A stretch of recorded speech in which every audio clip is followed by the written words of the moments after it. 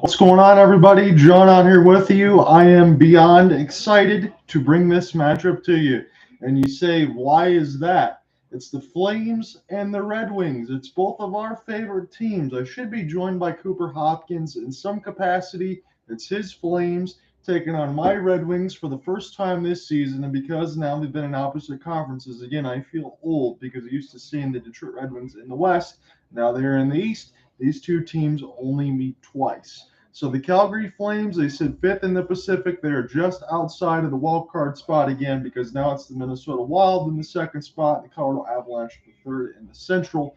So the Flames sit at 24, 17, and 10. Here's their starting lineup. I had Coach Darryl Sutter. It's Elias Lindholm, Dillon Dube, Tyler Toffoli, Noah Hannafin, and Chris Tanev. Nazem Kadri, Jacob Peltier, Jonathan Huberdeau, Nikita Zadorov, and Mackenzie Weegar. It's Mikael Backlund, Andrew Mangiapane, Blake Coleman, with Adam Ruzicka, Milan Lucic, and Trevor Lewis. Dennis Gilbert and Michael Stone will be the back-end defense with Dan Vladar in net. So as it goes, and Cooper Hopkins and I will talk more about it, Rasmus Andersson is out of the lineup tonight. They were going to dinner last night, Calgary Flames, and Rasmus Andersson was riding a scooter to dinner. He got struck by a vehicle. So he's listed as day-to-day, no serious injuries. All of the batteries and tests and everything else came out well. He's just not going to be able to play in today's game. We will definitely talk more about that at length, especially in the intermission, because I got a PSA for that side as well. For the Detroit Red Wings, they are 21, 20, and 8. They are 7 in the Atlantic. This is a lineup, as I look at the depth chart right now, courtesy of the CBS Sports side, that actually has some names in here that you were supposed to see. Again, Tyler Bertuzzi just kind of drawing back into the lineup over the last couple of games. But Dylan Larkin, Tyler Bertuzzi, Lucas Raymond on that first line, which you kind of expected to be all year. Jake Wallman and Moritz Seider will be the back-end defense for Derek Lalonde's squad. It's Andrew Copp, Michael Rasmussen, and Robbie Fabry with Ben Sherratt and Filip Hronek. It's Joe Veleno, Jonathan Berggren, and David Perron. Pius Suter, Philip Zadina will also draw in the lineup with Oscar Sundqvist on the fourth line side. Ole Maata and Robert Hagg will be the back-end defense as Zadina and Hagg will be playing for the first time in a while. And Ville Husso will be in goal for the Red Wings. For the Red Wings, you know what they are. They are a rebuilding squad, and the trade deadline is going to be upon us. And we'll see what that will make as far as the moves Yzerman can do. Dominik Kubalik is scratched. Kind of makes you wonder if Dominik Kubalik's going to be traded. But again, it's one of those situations. He's on a one-year deal. Zadina probably joining the lineup. They want to go ahead and get him some burn. But we will have a lot more to go as we're going to be getting into puck drop, probably about another 8 or 9 minutes or so. So I wanted to give you the starting lineups, give you some particulars in there before we get going with the puck drop. I'm sure Cooper Hopkins and I will split in the broadcast. If not, it's just going to be me. And then our next Flames Red Wings game will be the following Thursday. And then after that on Saturday in Hockey Night in Canada, it's going to be the Rangers and the Flames for part 2. And I think on both of those sides, I will be on the call for both of those because I don't want to miss them. So I will talk to you guys shortly. Stay tuned. This should be a good game.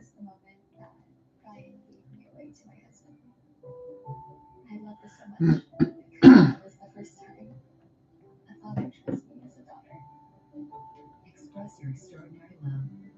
Jared loved brilliantly.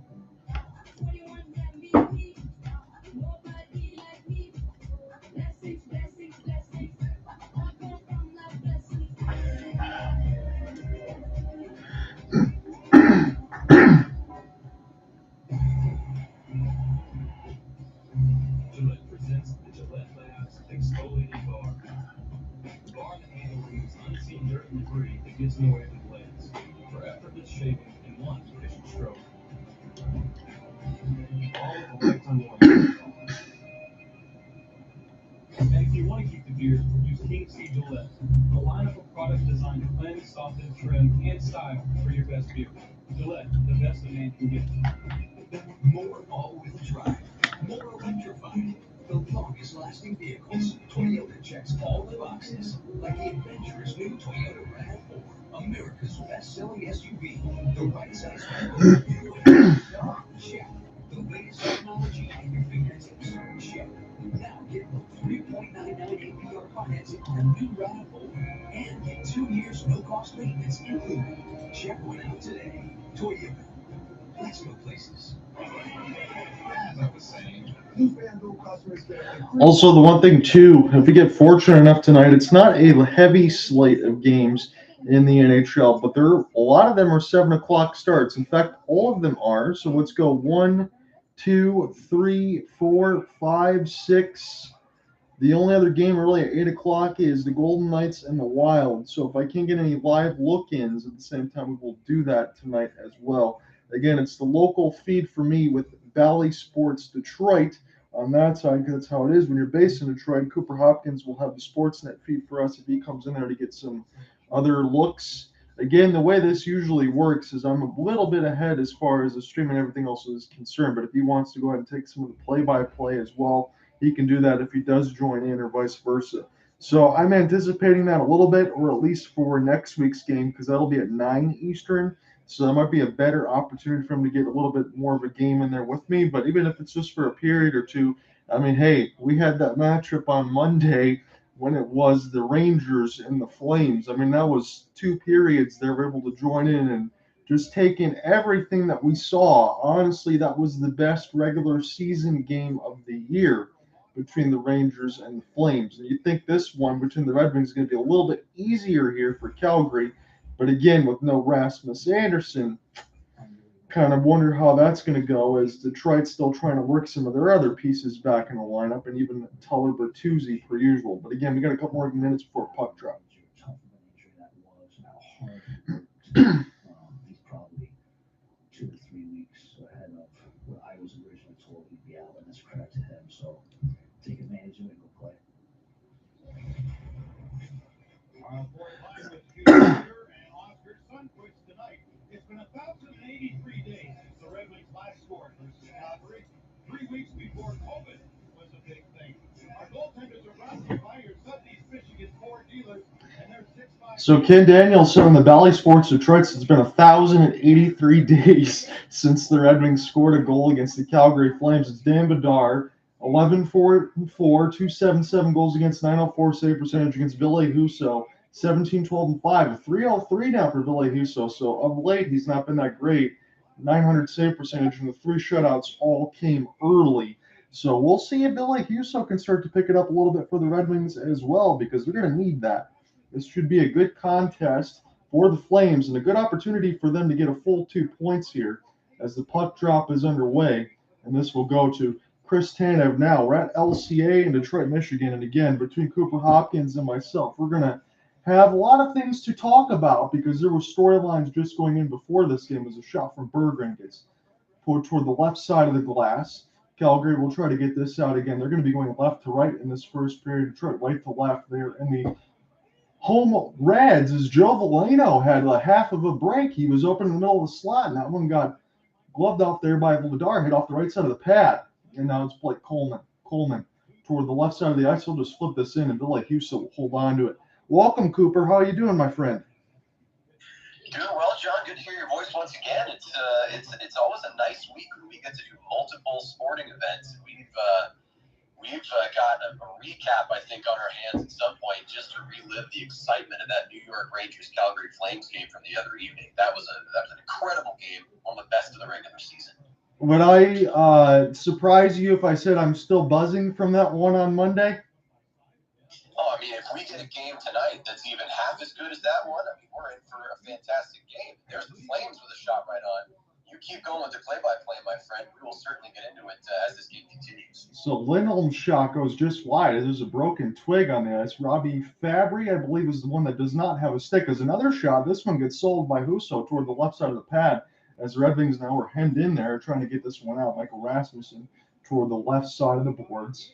They'll hold them wait. Again, it's just very surreal. I know it's teams, they all meet in the NHL, but it's the first time that Cooper and myself, both of our favorite teams, are playing against each other this year. It's the middle of February. So picked up now, this will go to Robbie Fabry. He's just come back from the ACL tear as well. Trying to get stick lifted in behind the net. This will find Vladar. He's going to take no chances and hold with 18:29 in the first. You know what I'm liking looking so far here, John, and we're just a couple of moments into this hockey game. First of all, I'm excited as well. It's so great to see. These are two fantastic teams. Detroit on the up, really making a push this year. We'll see how they finish up. And Calgary, still fighting for a playoff spot. But this is a great matchup. I'm looking forward to it. There's a save by Vladar. I got to quit stepping on your toes, pal. You're good. So what I'm happy is you're actually in front of me, because I was kind of worried about my stream. Again, I got the local side today that I would be way ahead of you, so you're actually ahead of me. So this is good. Excellent. Well, we've had that experience many times before. We got all sorts of veteran leadership here between you and me when it comes to the broadcast delays. Absolutely. This is fun. So now it's Ben Sherrod. He's going to go back and pick this up. So now in the first line nowadays, it's Woolman and Seider. So there's a lot of speed there behind for Detroit. I want to see if they take advantage of that matchup on the D side, again, with no Rasmus Andersson. And we will certainly get into that. I have a little bit of a superlative I want to mention toward the first intermission about that. As this is picked up in the middle of the slot, peeled back is Dylan Larkin. He's looking for an outstretched pass there for Raymond. As Raymond got smoked nicely, Hanifin got an elbow in there. And this gets picked up now for the Red Wings, trying to flip this one out to the Flames. They will get it out of the offensive end. As this goes back to Jacob Pelchier. It's Chris Tanev now. He's got the puck. As the Flames will look to go left to right, they gain the entry off the dump in as this goes live around the inboards. And Pew Suter tries to throw the body in there. Oli Maata kind of wonder. He's on the one-year deal. He's going to be on the move toward the deadline side. Here's a chance for Suter. Rebound opportunity, and Vladar made the save right in the breadbasket as we get a little bit of pushing and shoving here, but nothing's going to come of it. Yeah, John, I'm going to go ahead and just jump out here and say that we got ourselves a hockey game, not even 3 minutes in. We've got some good physicality in the corners. Players, really getting into heated puck battles here. We've got some shots blocked. Each goalie has had to respond to a couple of great opportunities. And I would say, so far, the Red Wings have had the better of the offensive opportunities. So it's interesting for me. You see Robert Hagg with a little bit of a push there. He's going to draw in the lineup, and so is Zadina. They've been out for quite a while. So the Red Wings trying to get bodies back alongside Tyler Bertuzzi as well. So it's a little bit of a normal lineup here for the Red Wings, which I'm not used to being able to say very often. As this is picked up off the backhand, Zadina on the fourth line side now trying to get this away from Enem Ruzicka. He can't get the stick lift. And the Flames now will try to go left to right across this first period. There's kind of been stuck into the neutral zone right now as there's a wholesale line changes there for Darryl Sutter's squad. And now it's Jake Woolman with Oli Maata as his pass goes nowhere. And this could be an opportunity here for the Flames, but Mangiapane lost it. And now the Red Wings will try to get to it with Joe Veleno as this goes back to Mikael Backlund. Mikael Backlund, nice chip ahead, able to get this one here for Coleman, and now Mangiapane toward the right side of the boards. But there's Berggren with a pass. Now Perron going to set up Joe Veleno. Joe Veleno now drops it for Perron, wanted the one-timer. And one of the Flames, Mackenzie Weegar. Don't know if he got hit in the face, but he is slow to skate to the bench right now, and his helmet is off. It's right in the middle of the right circle, so we'll have to keep our eyes on Mackenzie Weegar. I hope that he's okay. As this is picked up now by the Flames. Flames will try to get this in toward the neutral zone. Nice entry off the backhand by Coleman, as this will touch the stick of Ville Husso. And now the Red Wings will try to get this out of the defensive end, but it's a good stick lift. It's Dillon Dube short side shot as that got fought off by Ville Husso. Berggren peeled in against the boards. Now toward the right side faceoff dot is Michael Stone. Tried to just shoot one on, and this got deflected all the way back to the neutral zone. 15:25 left to go in the first. John, I'm here with you with Cooper Hopkins. It's two of our favorite teams going head-to-head for the first time this season as the Red Wings are at home at LCA against the Calgary Flames. Rasmussen will get this one in. It's Copp against Tanev, and Tanev's going to win that battle. He's wearing the A nowadays on the jersey. As this is picked up by the Flames in their own end, Dennis Gilbert's going to draw on that third-line defensive side for Darryl Sutter's squad and get it right back. Forwards are going to go ahead and take a change. So it looks like the second line's out there right now. I see Jacob Pelchier as Chris Tanev's having a long time out. And now here comes Nazem Kadri. So Kadri will play this in his own end now with Noah Hanifin as he gains the entry. This finds Husso once again, but that was a dangerous pass. Good work there by Jonathan Huberdeau. Just be able to get a steal. Kadri with a short side shot. Try to get gloved down there by the Red Wings. And Raymond. But Kadri making his life difficult. Good forecheck there by Nazem. Keeping it in the zone now is Chris Tanev trying to put it toward the right side boards. And the Flames have to deal with those live ads. They always kind of mess up your eyes on that side as Kadri gets dumped. Larkin has it. And we have a call on the ice with 14:21. I think it's a penalty against the Wings. Yeah, I think so, John. That's actually an interesting one to me. It looked like Chris Tanev was still in possession of the puck right there. You'd think that would be a delayed penalty call. But, yeah, I think Kadri gets dumped along the boards and interference call potentially there. It's actually going to be a holding call. So Filip Hronek is going to be in for 2 minutes. First man advantage going to Calgary. So let's see if they can take a lead here. They're 14-1-2 when finishing the first period with a lead, John. So it's so important for the Flames to get a lead here. Absolutely, and I don't think I could go a broadcast without watching a Flames game and saying Nazem Kadri didn't get dumped. He finds a way, but you know what? After that hit from Trouba, he popped right back up, and that's what he stated in the media. You know, he just took it like a man, popped back up, and kept playing hockey, and here he is tonight. Let's see if he can make an impact on the score sheet. I'm glad you brought that up, Cooper, because I absolutely love that quote. What a warrior, Nazem Kadri.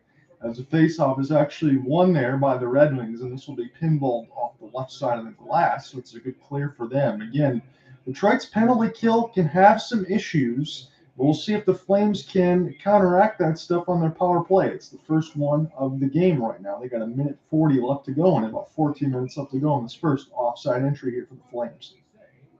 Yeah, John, you just said it a moment ago, and so let's put some numbers behind it here because we have the time while the teams get set up for a neutral zone face-off.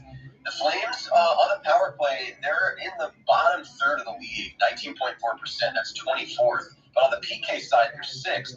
The Red Wings, their penalty kill, 21st at just about 77%. So let's see if they can bump that percentage up here as they kill this penalty. Yeah, they need to, and I think some of that stuff can be surveyed by having a lot of moving parts. Again, I know that it sounds like an excuse to some, but the Red Wings have been as beat up as anyone in the NHL right now, and they need to be able to get some consistency, see if they can do that toward the back half of the year.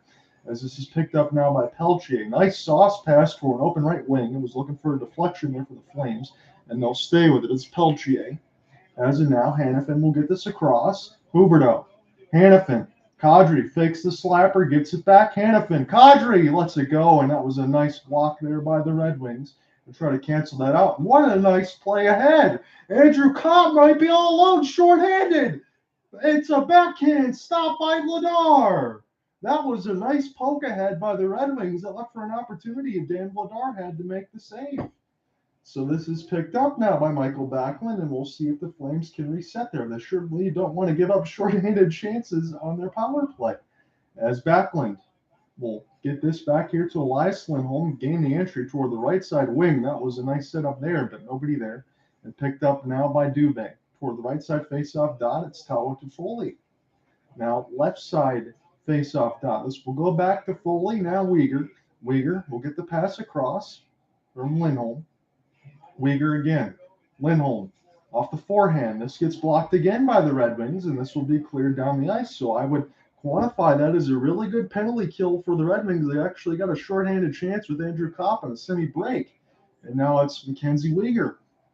As this one gets entered toward the right side of the red line, and going down again is one of the Flames as this gets flipped down across center ice. It's going to be a race for the puck. Chris Tanever's going to get it. It's going to be not iced. 12 minutes left to go in the first. Flames trying to acquiesce and get set up again as Robert Hagg trying to throw a hit. Picked up now by the Flames again. Adam Ruzicka will get it toward the left side wing. And again, they'll just flip this in across the red line. There's been a lot of that right now. Not as many just skated entries. A lot of clear ins right now as Jonathan Berggren will play this back across to Moritz Seider. German defenseman not having the same type of year in his second sophomore slump season, but you can also say that with Lucas Raymond as well. And if the Red Wings were going to continue to have that same type of production, they would need that from Raymond and Seider. So see if they can get that going as well.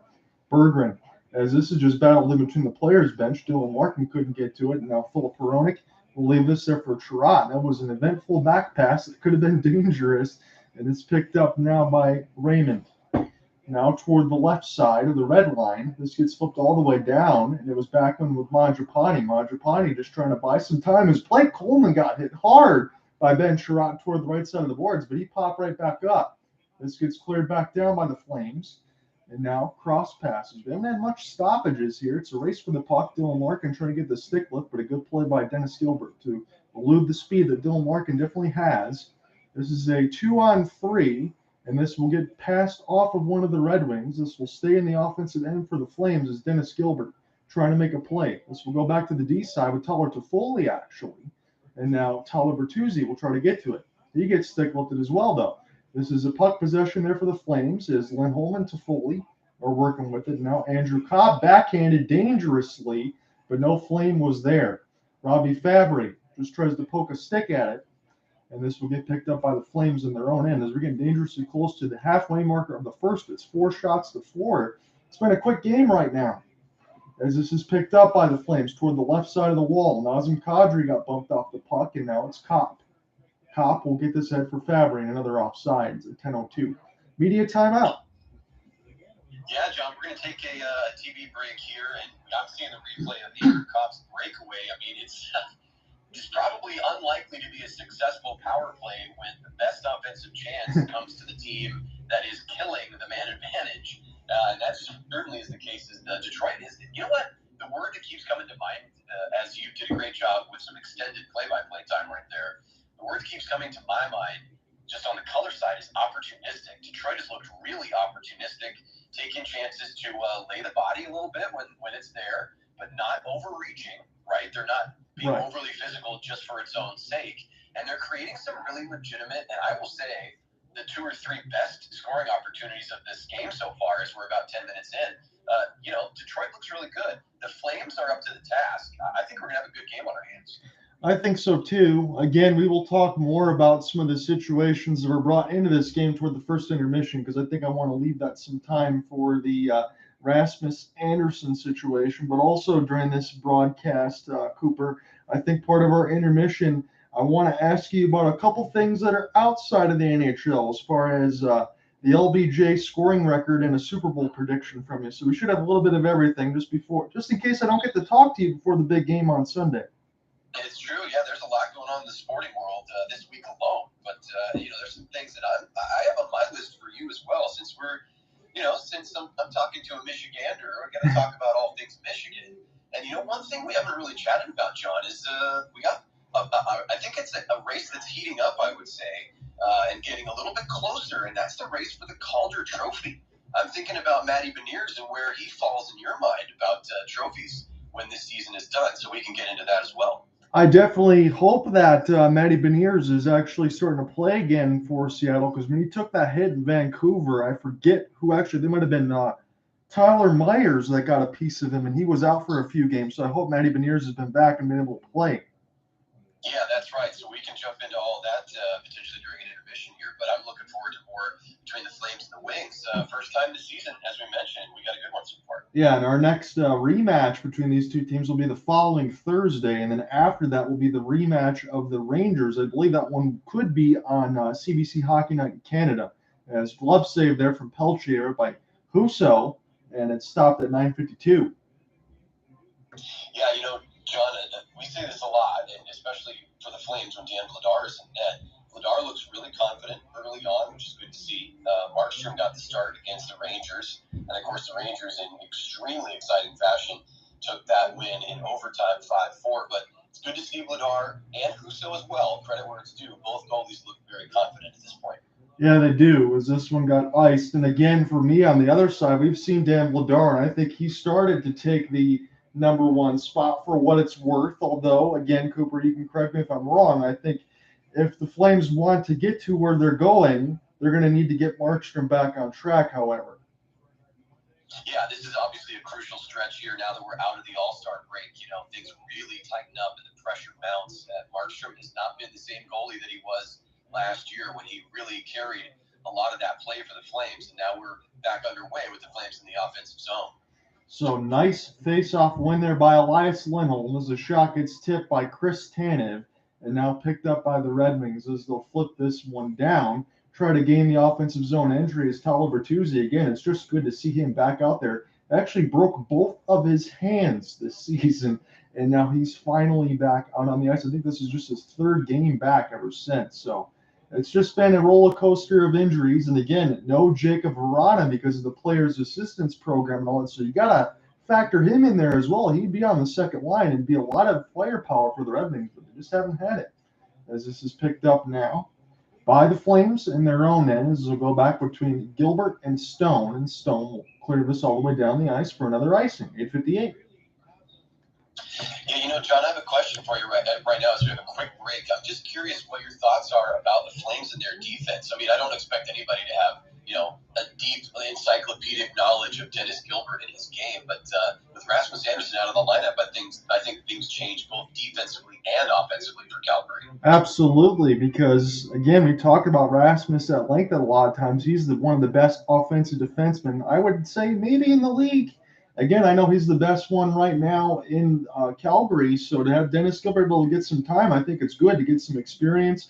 The Red Wings aren't exactly the overpowering type team, so this might be one that you can safely slot him in there, but we'll figure it out. I think the Flames will have to play a little more judicious, I would say that, as it's 8:30 left to go in the first. Stone with his pass. As this will try to find Backlund, but only Maata. Nice job canceling him off. And this will go back to Stone. He's going to take the slap shot from 100 feet as it actually bounces off of Ville Husso. Always got to watch out for Michael Stone and those blasts. It's the game against the Rangers, he scored off a 97-mile-an-hour drop from Mikael Backlund. It was a thing of beauty.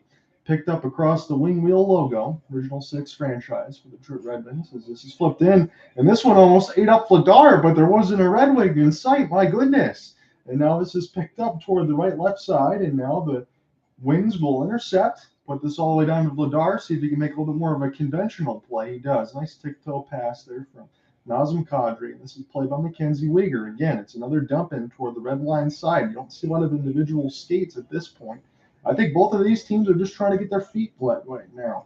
As this is picked up toward the left side of the blue line, rattled around the kick plate now. The Flames have possession. Kadri just going to keep this alive off the backhand, try to get centered out in front, but Joe Veleno read it all the way, and Jonathan Huberdeau was in the middle of the slot. This gets picked up now by Veleno. Veleno will cross, gain the entry off the backhand as he got worked. It was a double doink on the other side, and now the Flames have possession there with Adam Ruzicka, and now Lewis. And now a whistle is being called. I think this was Wallman that got absolutely leveled. Yeah, John, I'm taking a look at this right here. Mackenzie Weegar was man-on-man, and he lets Nikita Zadorov come across and step in with a huge body check. Both players go down, but I think, unfortunately, as you stated, the Red Wings injury bug may have bitten again. That is not a great sight. We do have a Red Wing down. That looks like Wallman. I will say this, again, it's not good for the Red Wings on that side of it because Wallman is another one of those guys that's also playing for a contract. He's got 1 year left from that trade over from last year for Sundqvist and Wallman for the Blues, but that was a gorgeous hit by Zadorov. Make no questions about it. Yeah, boy, he must have been inspired by watching Drew the other night, who just threw the hit of the year, happened to be against his teammate Nazem Kadri. As we said, luckily Kadri was able to bounce back up and continue in that game. Also, we mentioned that Weegar might have taken a puck. He's been back in the play for a number of minutes now, so it looks like we got hockey players all over the ice, just dealing with the physicality, putting one skate in front of the other, and getting out for their next shift. Hopefully, Wallman can do the same. Yeah, and again, I know it's something that's obvious and I'm about to say, but it just never ends for a hockey player, does it, Cooper? Everybody's dealing with injuries, and it just seems – you think you welcome that break that you get for about 4 or 5 days from the All-Star break. As soon as the Calgary Flames have jumped back into it, boy, oh boy, it's been a little crazy on that end. Yeah, you know what? And I think this rings true. It certainly does for me. You and I, we see eye to eye on a lot of things when it comes to the game of hockey. And how long, collectively, John, we have been hockey fans for essentially our entire lives. I mean, we're talking decades of fandom. We cover games. You're writing about games. You're covering multiple professional hockey games a week. And it's still, even in a game like this, that might be otherwise unremarkable to some folks, it still boggles my mind these players do what they do. They deal with this physicality, speed, skill required to succeed at this level. And there's Zadorov and Wallman colliding at the top of their skating speed right there, and that is a huge collision. I'm not sure where Wallman is. Does he have to go down the tunnel. We're getting replays right now. Hopefully we'll get an update. I see this on the Bally Sports feed, and they are just showing this hit over and over. I'm going to tell you, that is a gorgeous body contact. But again, I have not seen anything yet for Woolman. I haven't heard anything from Ken Daniels and Mickey Redmond on that side. Now I see him slowly getting to his feet with the help of Michael Rasmussen and the trainer. I imagine, and again, I'm no doctor, but that might be some kind of rib or certain situation. He's definitely going to go to the room and get looked at. Yeah, well, hopefully we'll see him back on the bench, and that's just my point there. It's just so incredibly impressive. It remains that way. It never ceases to amaze me what these players can deal with and how fast they bounce back. So I certainly wish the best for Wallman there. Jake Wallman is a strong piece of this team, and hopefully he can come back tonight. Absolutely. And Mickey Redmond, one of the greats there for the Red Wings, he just says Nikita Zadorov is a big boy, and I concur.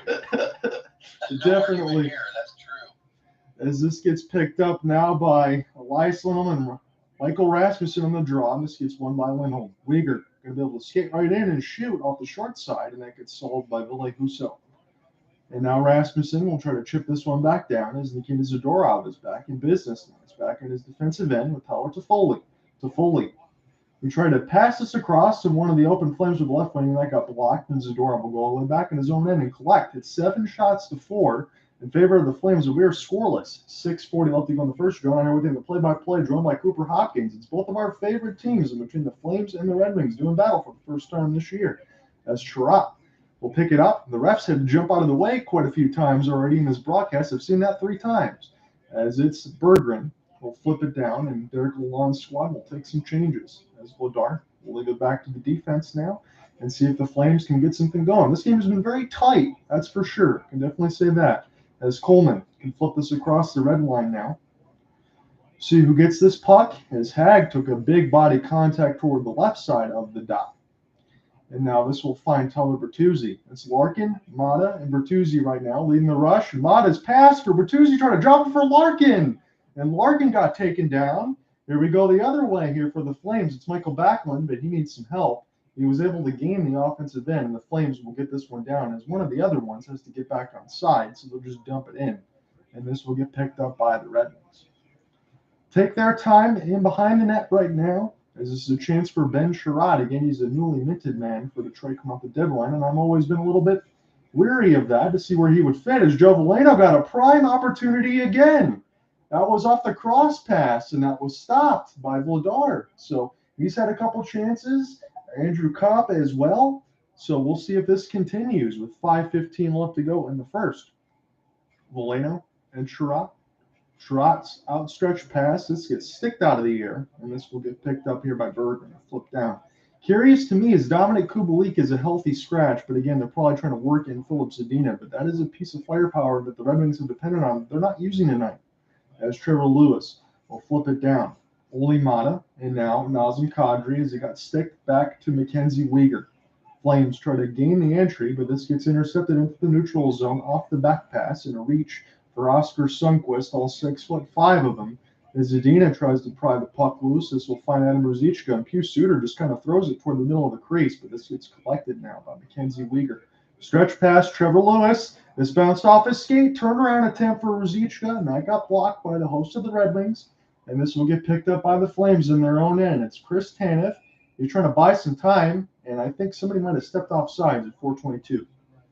Yeah, I think you're right, John. I think Tanev just pulled that puck back across the blue line, back into the neutral zone, and then back into the O zone for the opposite side. Boy, oh boy, the Detroit Red Wings, as we get the commercial here, the list of grade A opportunities it's starting to get pretty long. I'd say they have 3 or 4 now in this first period.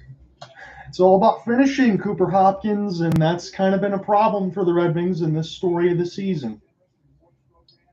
Yeah, they have had their chances. Vladar has been good, but you're right. The finishing tonight hasn't been there yet. The Red Wings have been around it, but we'd like to see them get a little more crisp when finishing off those plays, the cross-pass opportunities. Of course, there was breakaway. I mean, realistically speaking, it could be 1 or 2-0 right now. The Flames really haven't had any fully clear grade A opportunities, I would say. So, again, opportunistic is my word of the period, and I still give it to Detroit. They're looking sharp, and the Flames have to be careful not to give one up late here. I just want to throw this out there again. Not everybody was going to be able to see it because the game was on ESPN Plus only a couple days ago between the Edmonton Oilers and the Red Wings. They lost 5-2, and Draisaitl and McDavid only combined for 1 point. It was the Warren Foegele experience. So I was interested to see how Detroit would come out today against Calgary. I think it's been an acceptable first period for their coach, and as a fan and everything else, I can say that for sure. I've definitely seen the effort.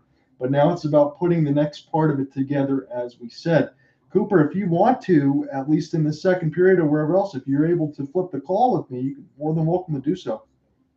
Yeah, I actually had a fun idea. I thought, because this year it's your home team, so you get the home ice advantage, and you get to start the play-by-play first. I thought we might have some fun. Whoever is in the lead should get to do the play-by-play. So I think you get to hang on to it. Maybe I'll take the second period just so we can trade back and forth. But then let's split. Put one in. We might be able to exchange duties tonight. We'll see. Yeah, let's split. You could take the second period. I'm down to do that. Because I was kind of wondering if the home guy was going to take the game and you were going to take the other game. But let's split. I'm down to do that because you do an exceptional job on the play-by-play side. It's not always about me, but I appreciate it because it's both of our teams. You get to watch this for the first time. So now this gets picked up. Dillon Dube off the backhand side. We'll flip it down. Elias Lindholm trying to cut off Ben Sherratt, and Moritz Seider is just stuck in a mall phone booth right now on Black Friday trying to get around this in between Michael Stone, and Ben Sherratt will somehow emerge with it. He's going to gain the red line side. And this will be flipped down. Red Wings actually able to get a steal in the middle of the slot in the shot for Michael Rasmussen. That got sold by Vladar as the Red Wings actually have puck possession. They're in their own end right now. On the offensive side is Andrew Copp. He tried to send one right across there for Robbie Fabry. He could have had an easy tap in. But again, I shouldn't say that because the game in Edmonton, if you follow some of the stuff on Twitter, he missed a wide open net as this one got stopped by Ville Husso off Blake Coleman. And again, Fabry was right in front of the blue paint, and he missed off the backhand. As this is Berggren now to Veleno. And now Veleno, he just blows a tire. Jonathan Berggren trying to get a piece of it. And now here come the Flames potentially. It's a 3-on-3. Andrew Mangiapane, as Backlund couldn't hold in the middle of the slot, but he still got a shot on. There's a twig right in front of Ville Husso. Not sure what's going on back there. A little busy. There's only Maata. We'll get this here for Veleno. And now this will be picked up by Mikael Backlund. Red Wings will get this back with Olli Maata, but this is almost stolen. Jonathan Berggren will go back in his own end again. Another dangerous pass in the middle of the slot, now picked off by the Flames. I think the Red Wings have been a little crazy with some of those. As Joe Veleno off of a change, this gets collected now by the Flames. This could be an opportunity. Swallowed up by Husso. Oh, Jacob Pelletier with one of the better opportunities right there for Calgary. Actually, a couple of good shifts right in a row for the visiting Calgary Flames. And you mentioned it, Blake Coleman had a great opportunity. He was set up for a 1-T by Elias Lindholm, but the puck was just a little bit behind him. Don't think he could get 100% on the shot, and Husso answered big time. So it remains 0-0 here in Detroit. So from what we always say, when you look at the score, Chiron, it's 11 shots to 5. So the Flames are handling their own business per usual with the shots on the shot board. Is play for Seider, try to find Bertuzzi on the other side, and Husso's just going to hold it. Yeah, earlier in the broadcast too, John, I mentioned when the Flames are leading after one period, they're 14-1-2. Well, when they're tied after one, they're 7-7-5. So it's basically a coin flip. So if the Red Wings can get this into the room at 0-0, anything could happen here. That is something to ponder there if you're a Red Wings fan on that side. I was not aware of that stat. It's a good job by you. As this is picked up now by Moritz Seider. Again, Nazem Kadri, the one forechecker, he actually got a stick lift, but Red Wings came back with their reinforcements. 2:05 left to go in the first. It's a long flip in. It was an opportunity there for the captain, Dylan Larkin, but Noah Hannafin, good job off the body contact. Still centered out in front and shot wide toward the left side of the post as the Red Wings had another opportunity. And now Coleman, but this is intercepted. Seider, and that got pinball, but stopped by Vladar. And now Larkin, number 71, has it. He's going to drop this off. Here for Bertuzzi. Again, Bertuzzi and Larkin back on that first line. It's just a good sight to see for the Red Wings. It's been a while as this is picked up off the inboards now. Seider trying to get that body contact and pry it loose. It'll allow Ben Sherratt. who's normally on the first line with Seider to start the year, to go ahead and pick up the puck. As this gets picked up now by Sundqvist, and now the Flames will find it. Going to try to get something going with Milan Lucic, but the Red Wings will cancel that off. And again, we'll have some live look-ins as far as some of the scoreboard we're watching today. Not a ton of games, but there is a lot of relevant ones as far as positioning is concerned. Pius Sutter trying to find this toward the players' bench. Zadina as well. It's just a massive humanity near the left side of the red line as we're down to a minute left to go in this scoreless first period. It's 11 shots to 5 in favor of the Flames. Toward the right side wall, Lucic off his skates, trying to get the transition. It's Trevor Lewis able to hold that blue line side with the right wing. This goes off the blocker of Husso, and the Red Wings will collect. Take their time in their own end with 40 seconds left to go in the first. 12 shots to 5. Filip Hronek, he's grown that beard long nowadays, but again, it's no Joe Thornton comparison, as this is picked off nicely by the Flames. Maybe they can get something going in the final minute. Trot can't locate it. Hronek still can't get to it as well, as this gets picked up by Tyler Toffoli. Tyler Toffoli, nice spin move off the left side of the boards, somehow gets it to Elias Lindholm, settles it down, and shot into the screen. It's loose a couple of times. Hronek trying to win a couple stick lifts, and the Red Wings, I think, dodge a bullet there for sure. As Michael Rasmussen, one of the Flames fans, is definitely enjoying himself toward the right side of the broadcast, and that ends the first period. I saw that as well. Yeah, Flames fan in one of the reverse retro plastic jerseys jumps up there with about 5 seconds to play. He got a seat right on the glass here in Detroit. But boy, you said it, John. I think the Red Wings just dodged a major bullet right there as the Flames had some good ozone time, and they almost snuck one in to the left post next to Husso there. Luckily, it went wide if you're a Wings fan. So we go in 0-0. It's the first intermission. So we hit the break, and the one thing that I note as we closed out the first period, John, is that both teams were throwing some haymakers at one another, and each one was absorbing. You know, I think the Red Wings had the run of play for a bit, and the Flames strung together a couple of good shifts right in a row with some opportunities. The Red Wings came right back with about 2 minutes to play there and had some nice chances. And then the Flames really finished out the period, putting some pressure on the home team. But it's still tied at 0. And as we predicted, we have a fantastic one on our hands so far. Yeah, we do, and I think that's more of your call more so than mine, because I was going to go ahead and I'll fully admit to everybody, even though I love the Red Wings, obviously I do. It's a childhood hometown team, but I was kind of thinking the Flames are going to go ahead and take all 4 points in both of these matchups. But if Detroit can continue to hang in there, as Cooper said, and kind of take some of these haymakers and shrug them off, we might have a good game on our hands as it's scoreless after 1. Yeah, now this is a chance that we have, you know, sometimes we jump into these conversations just because we're talking about the league in general and because of our status as big fans of the Wings and the Flames respectively. But now, okay, our teams are facing one another. So we're 20 minutes in. We've seen both of these squads and how they're performing tonight. Do you have any expectations of any specific players, John? Has anybody jumped off the screen to you? I have a Flame in mind, or 2 maybe. I'm just curious if you have anyone on the Red Wings side that you've liked their game so far. I definitely can say Joe Veleno's kind of stood out. He's had about 3 or 4 opportunities, and obviously the Andrew Copp breakaway opportunity also stands out. So for the Red Wings, it's the second and third line doing a little bit of the work, and that is good to see. What about you on the Flames end? Yeah, well, you know, the easy thing because of the hit would be to say Nikita Zadorov, and he definitely gets credit for throwing the body there. But, you know, and this is not going to come as a surprise. I think anyone who's a hockey fan is aware of the name Chris Tanev and what he brings as a top-tier defenseman in the league. But he has been so sound tonight. And with the absence of Rasmus Andersson playing solid defense, I don't care if it's the Wings or if you're playing the Avalanche. I don't care if you're playing the Blue Jackets or the Golden Knights. When Tanev is on, the Flames always have a better chance to get a victory because he is just a shutdown defender. And that's what I've seen after 20. And on the offensive side, I really like Tyler Toffoli. He had a beautiful goal, an absolute laser of a goal posted in against the Rangers, which we were just marveling at. If Hedl hadn't stolen the show for the Rangers, he had a couple of buttes himself.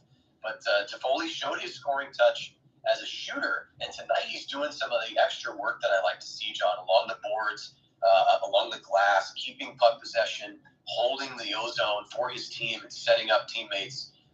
I'm looking at Tyler Toffoli to contribute tonight. I said this on Monday a little bit when I was watching some of these other videos and things like that, trying to get some prep and all that, but I honestly believe Tyler Toffoli, low-key MVP right now for the Calgary Flames in their season.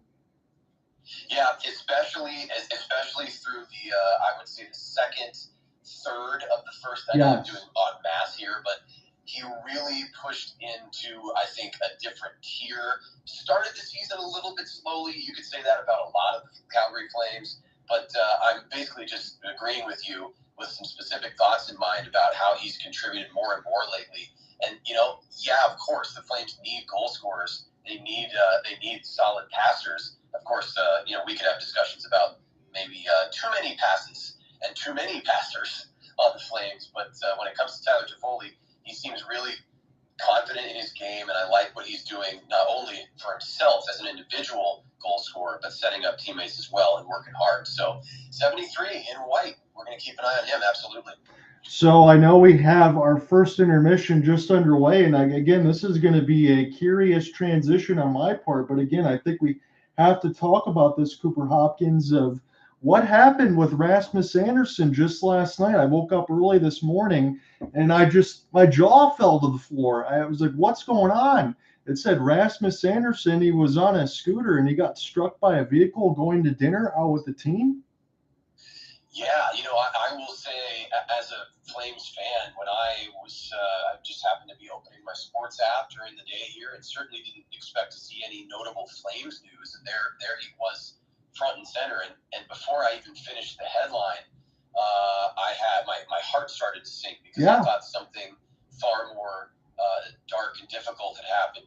Luckily, now that experience, listen, being on the road in any vehicle is dangerous, but it doesn't sound like anything out of the ordinary was happening. He was just, I'm assuming that he was on one of those like Lime scooters or the electric scooters that we see in a lot of big cities, and I can't believe that he was able to come away with apparently no significant injuries. I mean, he was shaken up, he was taken to a hospital and evaluated. He's out of the lineup tonight, just I think, frankly, because of what he went through, as opposed to something much more unsettling, which would have been a major injury or worse. So luckily, he seems to be physically all right, and hopefully can process what happened to him and get back with the team. But yeah, that's not news that either you or I or anyone was expecting. But the team is working hard for him in his absence. So I promise I will keep this story short, but I'm trying to segue it into what we just talked about it. So when I graduated at OU at Rochester Hills in Michigan on that side, it was one of my last things I had to do was get an internship at the Oakland Press when they were still in Pontiac. So when I'm talking about Pontiac and I'm talking about Detroit, I'm talking about areas that are not safe regardless of any of that. I understand sometimes when you have pedestrians and things like that during certain sports teams, there can be some areas in every city that get a little sketchy. But I'm telling you this honestly, whether it's Pontiac or Detroit or things like that, not only do I have to send you a personal apology for everyone else in Detroit, but in the sense of if I wasn't driving down there, honestly, I'm not even talking about a Hummer, I'm talking about an actual tank, I wouldn't feel safe because there are people that will just walk out in the middle of the street. And I'm not saying this is what happened, but they don't give an F, Cooper, on that side of it. So I am very, very thankful that Rasmus Andersson's okay, because some of these areas down there, again, Detroit's very lucky to have all four sports teams, but I'm going to tell you, it is not easy and it is not safe at any time. If you don't keep your eyes and ears open, make sure people stay off their phones and concentrate on the road, things can happen. And thankfully, Rasmus Andersson's okay. Yeah, no question about it, and I can certainly relate, having lived in Los Angeles for a number of years now, that you and I, we can commiserate about the traffic and the danger sometimes. And it sounds like he was one of those freak accidents where, I'm sure he was probably leaving the hotel, and instead of walking to whatever restaurant where the team was going to have their meal, I'm sure he jumped on a scooter and thought nothing of it. And obviously, things took quite a turn. So luckily, I mean, the bottom line here that we obviously both agree on is that he is doing well. He is in stable condition, is healthy for all intents and purposes, and just needs to to process this and deal with the situation. And hockey, as important as it is, as fun as it is, takes a backseat to personal health. And I'm glad that he will ultimately be okay. So there's your update on the Flames. I would argue number one blue liner. But, Chris Tanev in his absence doing a really beautiful job tonight. Luckily, Weegar able to stay on the ice, but the physicality has ramped up. And hopefully Rasmus will be back soon. Yeah, definitely. And then we do have more NHL news that we can cover during this first intermission. So I know everybody's up in arms about the NBA trade deadline. Again, when it's Kevin Durant, you can understand that side of it. But there actually was a really big trade today for the NHL side of it. So Vladimir Tarasenko, Cooper Hopkins, he's on the move. It's Vlad Tarasenko, Nico Mikkola. They're going to the New York Rangers in exchange for forward Sammy Blais, who, again, we just saw a defensive prospect in Hunter Skinner, a conditional 2023 first and a conditional fourth. The first is going to be whatever's going to be the better between the Dallas Stars, which the Rangers own, or the pick on that side. And 50% of Tarasenko's salary, which is at $8 million, so $4 million is going to be retained. What'd you think of that move? Well, what it says to me? It says that the Rangers are pushing their chips in. I mean, this is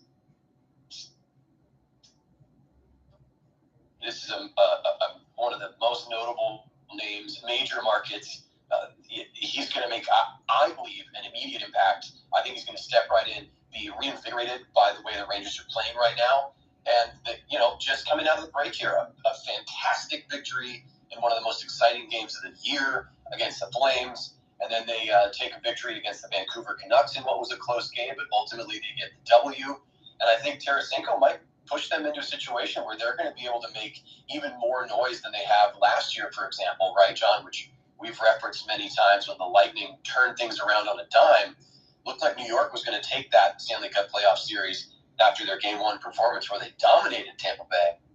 And the Lightning did what they do to so many teams, is basically just play their game and demoralize their opponent. And they took an iron grip on that series and ultimately won it. So I think Tarasenko's the type of player that could have even changed that series that I'm referencing. Do you think he's going to be able to have that kind of an impact, or is that maybe wishful thinking on my part? So here's the thing for me. When we talk about it last season, and now I know he's with the Anaheim Ducks, but one of those other players also made an immediate impact, and now for whatever reason, I am forgetting his name on that side, so I'll have to go ahead and look that up. But yes, I agree, because it's Vlad Tarasenko, I'll throw to the Rangers like this. They already have a great defensive back end and forwards that are responsible, Mika Zibanejad, and you have Chris Kreider and guys like that. So maybe the only thing that Vlad Tarasenko, Cooper Hopkins has to do is score, and that's got to be very freeing for somebody like that. So I think it's going to be all systems go here for Vlad. He's going to make a big impact.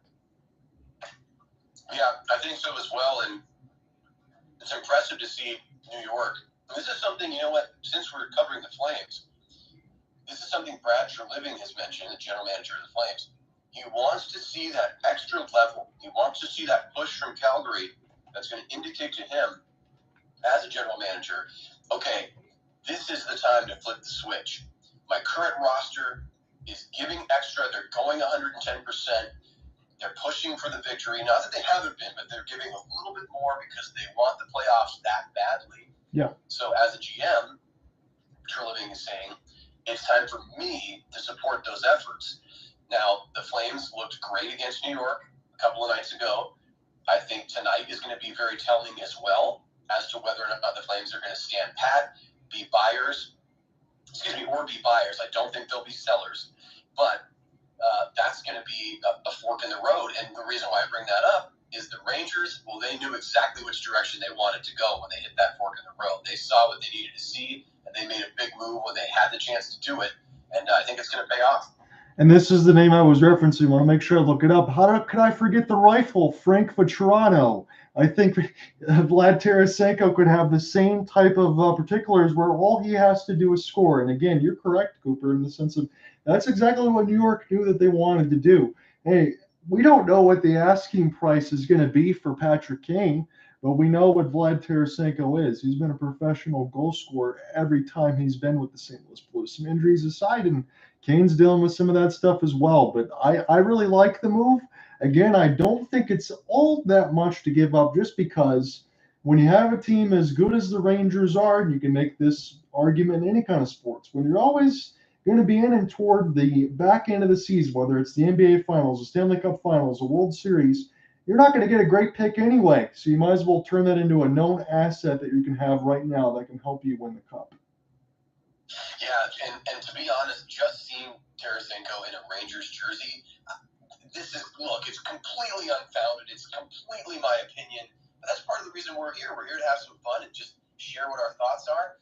I just think that Vladimir Tarasenko looked right in a blue shirt. And of course, he's been a blue, but something about that, whatever that Pantone coat is, and that diagonal lettering, the classic Rangers jersey, I just saw him, whoever on their social team pulled that Photoshop together and made it look so sharp. I'm like, you know what? That is exactly where he should be. And you said it right, John. He's going to be fed the puck by some real professionals. Not that there aren't any in St. Louis. I mean, they're not to be sniffed at, but the Rangers seem to be on a different wavelength this year, and I think Vlad Tarasenko is going to be the beneficiary of some really great plays amongst his new teammates. Yeah, the way that New York can wheel and deal the puck and transition on offense, again, it's just been some of the broadcasts that Cooper and I have done. It's absolutely otherworldly. There really is no other way to say it. And again, we will keep this in mind as the Red Wings rematch will be next Thursday with the Calgary Flames. Well, then now that puts a whole new foothold into the Saturday matchup at 10 Eastern between the Flames and the Rangers. I don't know if Vlad Tarasenko is going to want to enter the fight night, but he's certainly going to at least be enveloped in that air. I imagine there's going to be a sense of anticipation in the Saddle Dome because I am still buzzing from that Monday game. Yeah, I think that despite the loss, and there have been plenty of overtime losses for the Flames this year, it felt different. And you and I've essentially forced you, since we've been working together and become friends, I bet you never thought you'd pay so much attention to the one of the two teams from Alberta. But here we are. It's a lot of fun. Unsurprising, it surprises us sometimes. But now that you're, we're the 1A and 1B experts on the Calgary Flames around these parts. And I think that you and I both witnessed it, and you were able to finish the game, and you did a great job, by the way. I stuck through it with you all the way through the third. I think you saw something different than what we've seen normally from the Flames this year in overtime losses. It was a back-and-forth game between two highly skilled, evenly matched teams. Yes, New York got the win. Yes, it was kind of I don't know if interesting is the right word, that final goal to the fifth and the winning goal. Kind of a bad rebound from Markstrom. He's out of position. The Flames defenders, but we're talking 3-on-3. It was a bit of a scramble play, and New York finished it off, as you talked about the Wings needing to do tonight is finishing. And so in that moment, yes, the Rangers finished, but I think you can agree, John, that was a pretty evenly matched game between two solid teams. Yeah, and it was one of those situations, too, where, again, you could talk about Markstrom maybe not being in the spot that he needed to be, but there was a couple saves in that overtime that if it wasn't for Markstrom, it already would have been over. He was actually looking a little bit like himself, especially toward that back end of the third and the OT. Yeah, absolutely right. And I'm just getting the feedback up here on my side. It seems that we're closing in on the second period. Do you still want to hand the reins over to me, my friend, and let me jump in? Do it. Let's do it.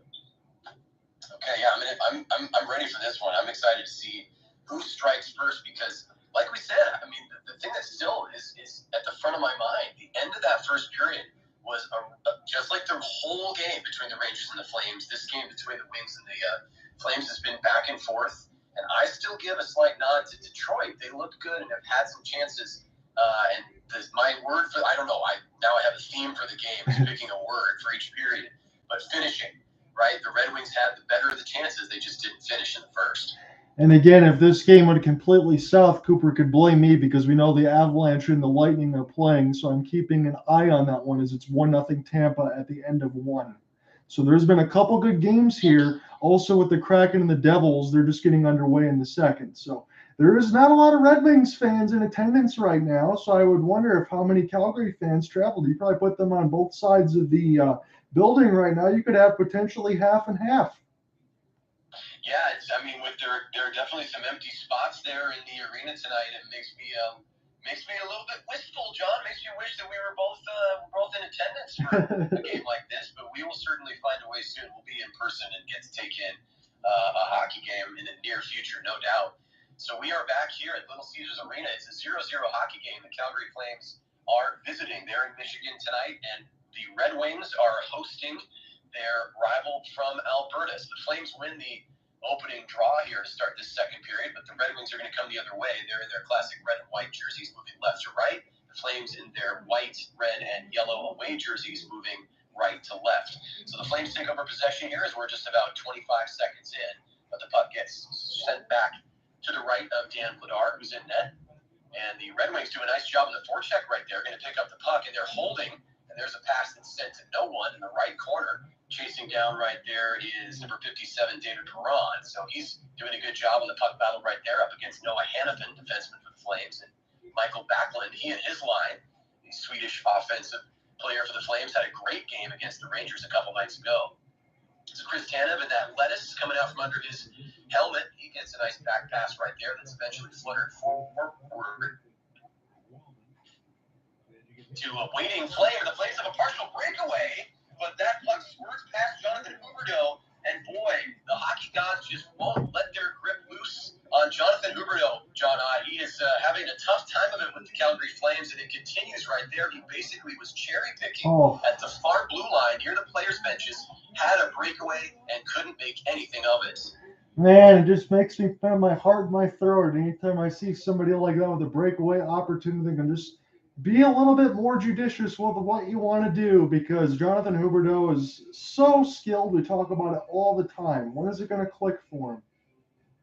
Yeah, you're absolutely right, and I always feel like I'm harping on the guy. I certainly don't want to. I mean, he was such an important acquisition for the Flames, but he's been something of a ghost for Calgary this year. He does have some points. He can contribute, but isn't usually noticeable in these games that John Ott and I cover. And this is Cooper Hopkins on your play-by-play right now with John Ott. He took the first period and now is on the color side, so he'll give us some good analysis when we have the opportunities. And there's Huberdeau, who we just mentioned, who does a nice job getting the puck away from the half-boards and chipping this down the ice. Nice draw weight. Every time I say that, I give credit to Derek Wills, who's on the Sportsnet 960 the fan side. He does play-by-play for the Flames as well. And now the Red Wings have it in the O-zone. They're getting it deep right here. Nikita Zadorov with a nice check. He battles for the puck in the trapezoid. The Red Wings will come away with it, and that is Tyler Bertuzzi. He gets bounced off the puck, and here comes Jonathan Huberdeau. He tries to chip this to Peltier, and Peltier swings this one around behind Husso. The Flames will pick it up, and they have a chance here on the near side. There's a shot from close in by Tyler Toffoli. And John, classic for us, there's a stick loose on the ice in the wings end. So Tyler Toffoli with the best chance of this second period as we are about 2.5 minutes into period number 2. Flames with more of the possession than not. Here comes Elias Lindholm, speedy forward for Calgary, gets bounced off the puck right there. Good job on the back check by Moritz Seider. So the Red Wings will try to escape this one out of their own end. Now, John, not one but 2 sticks down on the ice. How many can we collect, my friend? We already have several in this game, and the Flames are battling for the puck, and we see that Flames fan jump up out of his seat once again. He certainly knows where the TV cameras are. 17-15 to go here in this 0-0 hockey game. Nice puck possession right there by Detroit, but the Flames do a good job physically and push the Red Wings off the puck. Now they have possession down in the near corner, and there's a pass across. Flames are going to shoot this one from distance. It bounces off the body and sails up over Husso's net. And here come the Red Wings with possession. They have Jake Wallman on the ice. I think this is his second shift back after taking a huge hit from the Flames' Nikita Zadorov. He's going to quarterback this breakout right here. It's great to see Wallman back on the ice after he had to go to the room to collect himself. That Zadorov hit was no joke. Now there's a stretch pass all the way to the Flames' zone. The Wings' O-zone. The shot goes wide right there from number 24, Pius Suter. And Suter's going to look to keep this puck. Can't do so, though, as the Flames will get this one back in. Shoot it from the red line. That's the second shot by the Flames in this game from the red line. The first was from Michael Stone, and both of those distance shots were right on, and Husso had to make saves both times. So a couple of Flames go down right there. That was Trevor Lewis, and Milan Lucic tries a Johnny Gaudreau angle shot right there, and nothing doing as he bounces it off the outside of the net. 4 minutes have elapsed here in the second. 13 shots for the Flames, 5 for the Red Wings. So the Flames are doing a good job of limiting the shot volume for the home team. And right now, Nikita Zadorov will tap this one forward to Mikael Backlund, who sends it up to Blake Coleman. Blake Coleman with a nice scoring opportunity in the first period was denied by Ville Husso, who paddles that puck forward to a teammate. And the Wings come in just on side. I was surprised there wasn't a whistle there, but the Wings must have kept the skate on the blue line. The pass goes from Hronek back to, I'm getting a number there, sorry, that's number 90, Joe Valeno. And the Red Wings skated back to their own end to set things up right here. Puck's chipped forward. Coming out of his net is Dan Vladar. He sends this one along the half boards where it's picked up and inadvertently deflected. Mikael Backlund almost deflected the puck onto his own net, but it goes wide of the post. And, John, I think we have a whistle here. I'm watching the cameras. I'm getting a shot of Perron, but it's going to be Zadorov going to the box for the Flames. I'm not really sure what I saw from Nikita Zadorov, but we're going to take a look at that in a moment. Again, it was Zadorov and Berggren toward the right side of the wall, and, he got the stick up in the face of Jonathan Berggren, so he's going to go serve for 2 minutes.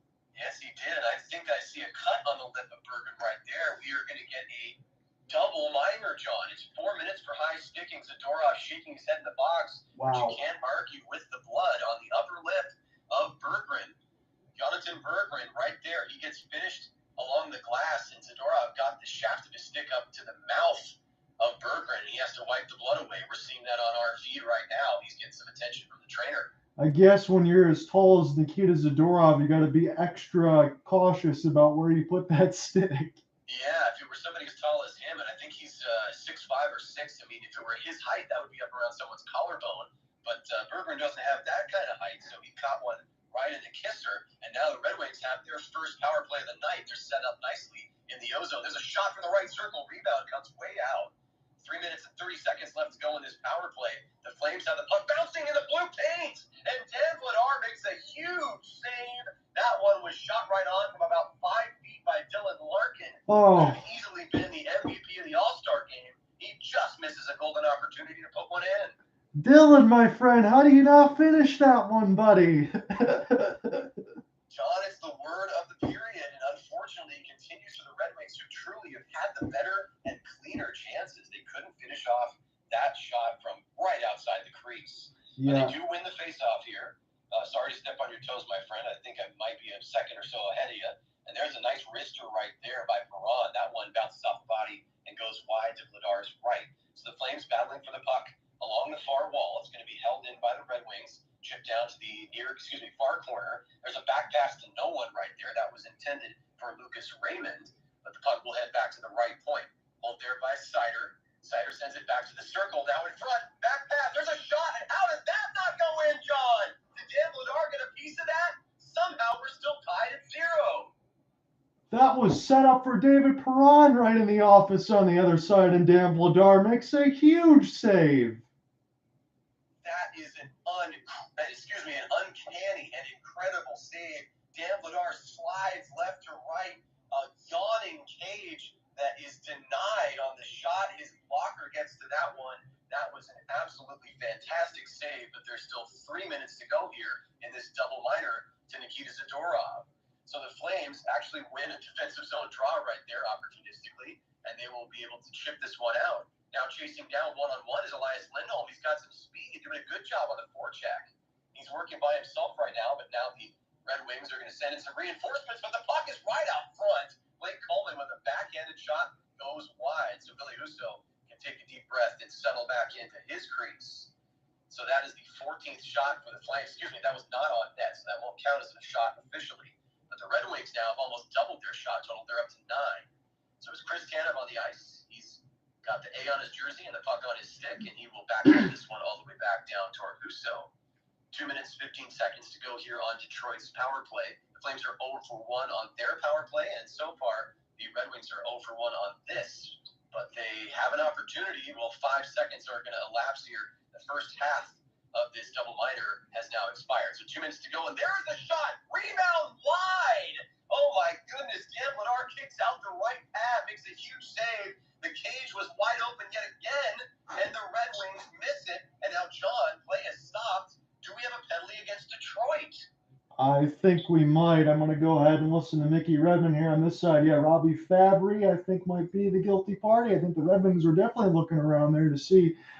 Dan Vladar, I will say this, Cooper Hopkins, you want to go ahead and be the numero uno goaltender. He's certainly making the saves right now. As Irving said, 4 minutes on the man advantage. He's made 3 sparkling stops. Yes, he has. And there, well, I want to correct myself. There's no penalty. I think that the puck may have bounced out of play. It could have been an offside as well. Didn't get a full clarification there on our TV side. But either way, 1 minute and 40 seconds to go in what remains of this Detroit power play. Their passing looks sharp right there. There's a nice pass over to Perron, but it bounces off of his stick. He can't get a shot off. Now Trevor Lewis bites on that pass. Puck bouncing around in front of the blue paint. The ozone time for the Detroit Red Wings is building here. Perron with a nice backhanded pass right there. A shot from way out.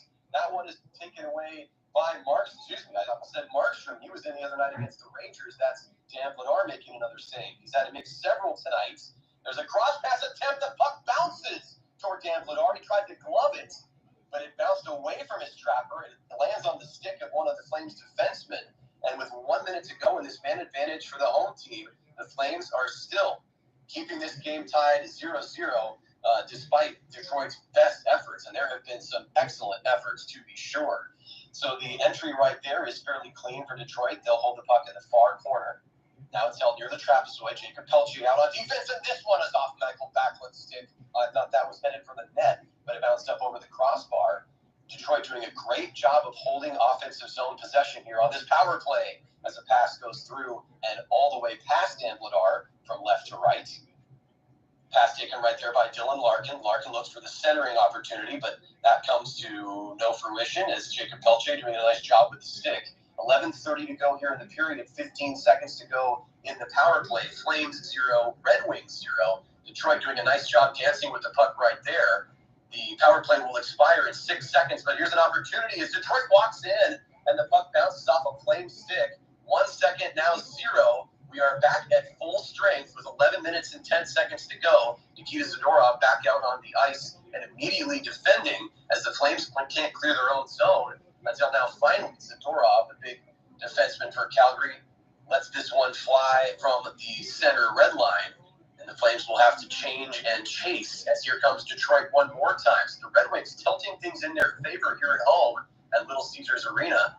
This one's going to be chased down. I think that's Andrew Copp. He's in the far corner, but the puck squirts free. Going to be picked up there by Nazem Kadri. Looks for Jacob Pelche. Pelche with a nice stick. Huberdeau on the ice as well. Let's see if he can contribute on this shift. He's got Kadri with him. Kadri going left to right around the cage. And this one's back to the blue line. Now Noah Hanifin, the left-handed good shooting defenseman, sends that one that has to be deflected by the paddle of Husso. So he's called into action once again. And I will mention, as the play-by-play continues here, the Flames have had some good chances. None of them have been extremely dangerous, I would say, John. Once or twice, Husso's really had to be focused. But I want to get your thoughts so far on what the Flames can do to really get some grade A opportunities.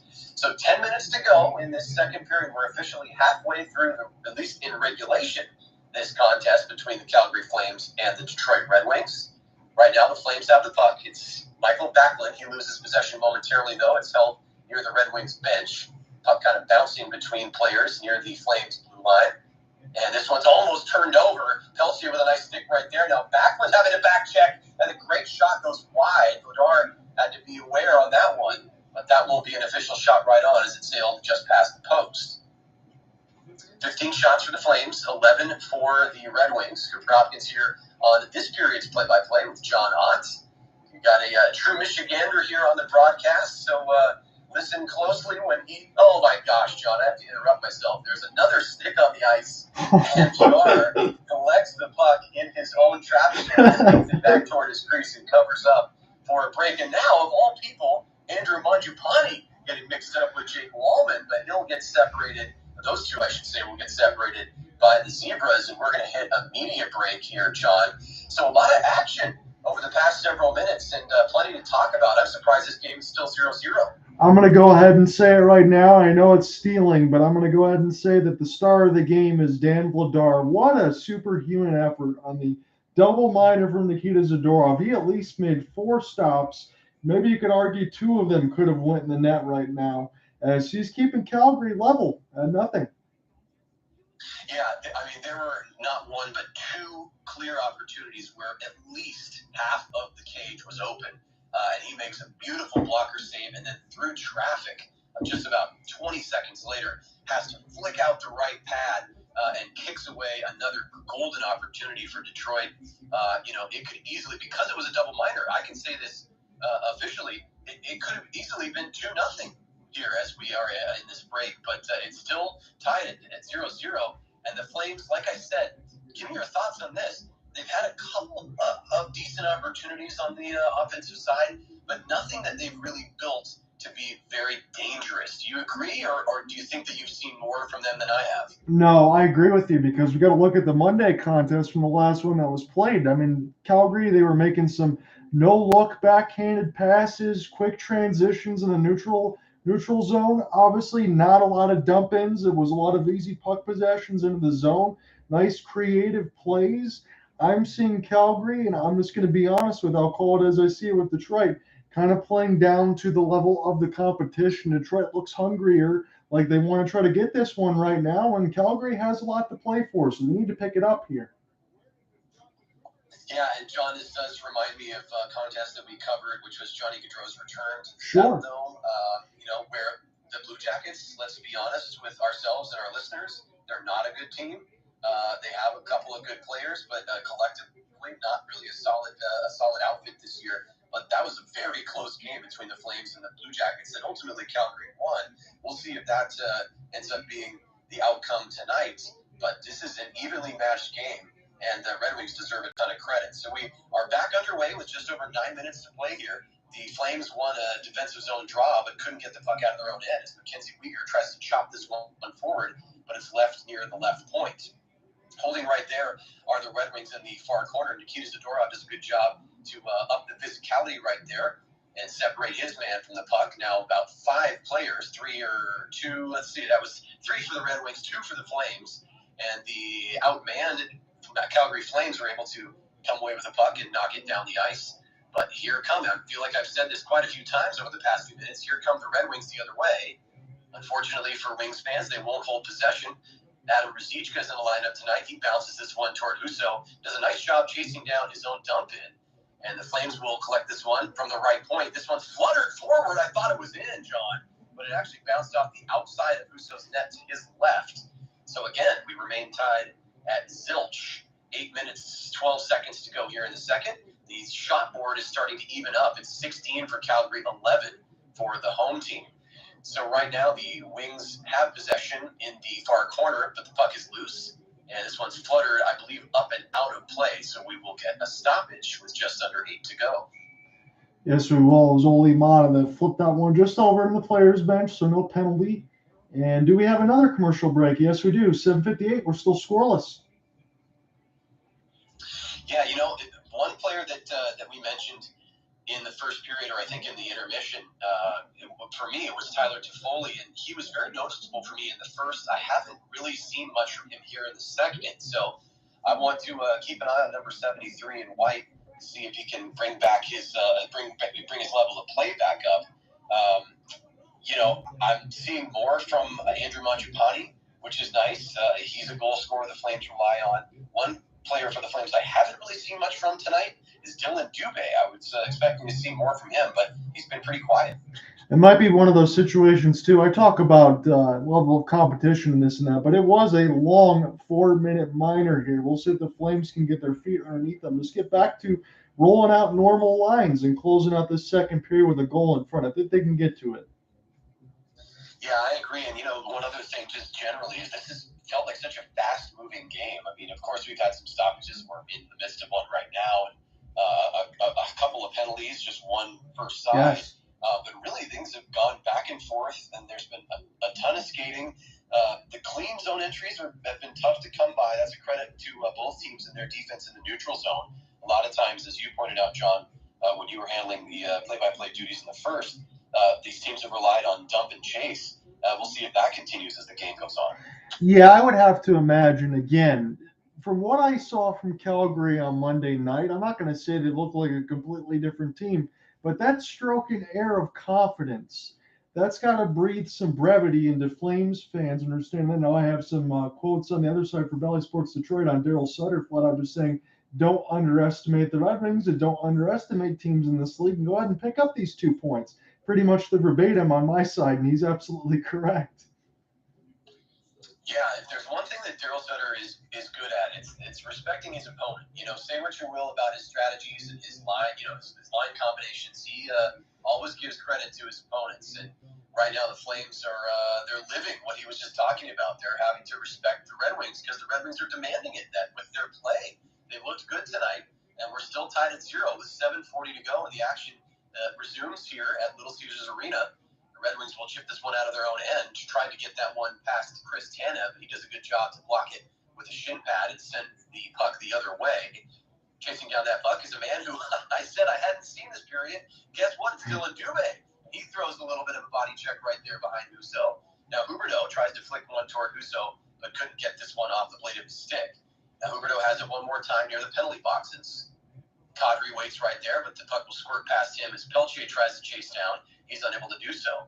Nice 45-degree angled pass right there is sent along by Larkin, but that's taken by Noah Hannafin. So the Flames back in possession. Here comes Huberdeau. Huberdeau sends this one forward to Nazem Kadri. Nazem Kadri stops on a dime right there, sends it back to the blue line, and shot from way out. And one of the Red Wings is down, blocking that shot. I think it was sent on by Hannafin. Hannafin's no Michael Stone, but he's got a big howitzer as well. No, excuse me, that was Weegar's slap shot that took down one of the Red Wings, and we'll have to get an update here soon, John. Boy, I just feel so badly for this team in the injury situation. Hopefully that's just a momentary shot of pain right there, and that defenseman can get back on the ice. So right now the Flames are at the red line. They'll chip this one back to their own end, and it's collected there by Dennis Gilbert. Dennis Gilbert, of course, drawing into the lineup tonight with the absence of Rasmus Andersson, who was struck by a vehicle on his way to a team dinner. Luckily not injured, though, was evaluated and released from the hospital. We'll probably see him back in the lineup. But right now, the Red Wings have possession. 6 minutes to go here in the second. The puck is skated forward and sent along. Dan Vladar watches that. And again, John, the total just continues to tick up. Another loose stick on the ice to Dan Vladar's right, just behind the net. And there's a shot forward that was looking for a deflection. The Red Wings couldn't get that one on net, though. Another solid opportunity right there that goes wide. There's another centering attempt right there. Red Wings doing a good job of holding ozone time. Now it's a late penalty coming up against Calgary, and another Red Wing is slow to get up, and we will have a whistle. I think that was Perron who got dropped behind the net. And who was involved there? No, excuse me, it wasn't just a check.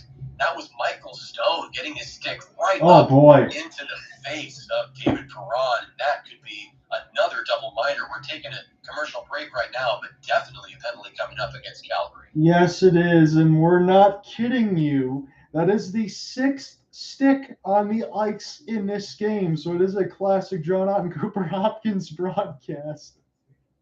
I just don't. I'm taking off my professional hat for a second. Yes. And just going, man, how does this always happen? It's wild. I mean, I understand that sticks are going to be on the ice in a hockey game. I get it. But it seems like every time we do a game, there are just a collection of sticks lost on the ice. It just keeps us on our toes, and that's what makes it so fun. So again, this is another opportunity where I can preach finishing, and another opportunity for the Flames to improve on that penalty kill. What I saw on the Bally Sports Detroit side was heading in the month of January, the penalty kill for the Flames is above 92%. That is absolutely elite. Now they just have to push left to right in the second period and try to close it out after killing this one. Yeah, you're right, and I want to continue to hit this button that the Detroit Red Wings have looked very good tonight. I think that they know this is a winnable game. It seems like that was their mentality coming in. And look, these are professional athletes. You have to believe you can win every time you step on the ice. But they do seem to have some pep in their step. They have jump in their game. And this could be the moment that breaks this game wide open. Because I think the longer we go into this one, John, tell me if you agree, that first goal is going to become more and more important. Yeah, I think it is. Again, if you get to the first goal in the third period, the way that this game's going, this could easily be a 2-1 or a 1-0 type of game. So this is a game right now where there's not going to be a lot of offense. It doesn't seem like it, and it is going to be fundamentally important. Yeah, but I want to welcome Fernando, who joins us ever so often for some of these broadcasts, and of course he's using his customary sad face emotes. You can please not do that again, Fernando. Oh, there's a heart. All right, so he's even the score, and right now Dan Vladar keeps the score even by blockering that shot away off of an offensive zone face-off win for Detroit with just 10 seconds elapsed here in their second man advantage of this contest. There's 5 minutes and 20 seconds to go here in the second period. Calgary Flames visiting the Detroit Red Wings. The game tied at 0. Dan Vladar has had to do a lot of excellent work tonight, and he certainly has, including on a save just a moment ago. So we've hit the 5-minute mark. That's how much remains in this middle stanza. And the Red Wings will dump and chase right there, as John and I were just talking about. Chris Tanev, defenseman for the Flames, gets that puck out front. It was dangerously on the doorstep, right outside the blue paint, but it's backhanded all the way back down to Huberdeau. And Trevor Lewis is out on the penalty kill right now. It does a brief forecheck, but here comes Detroit.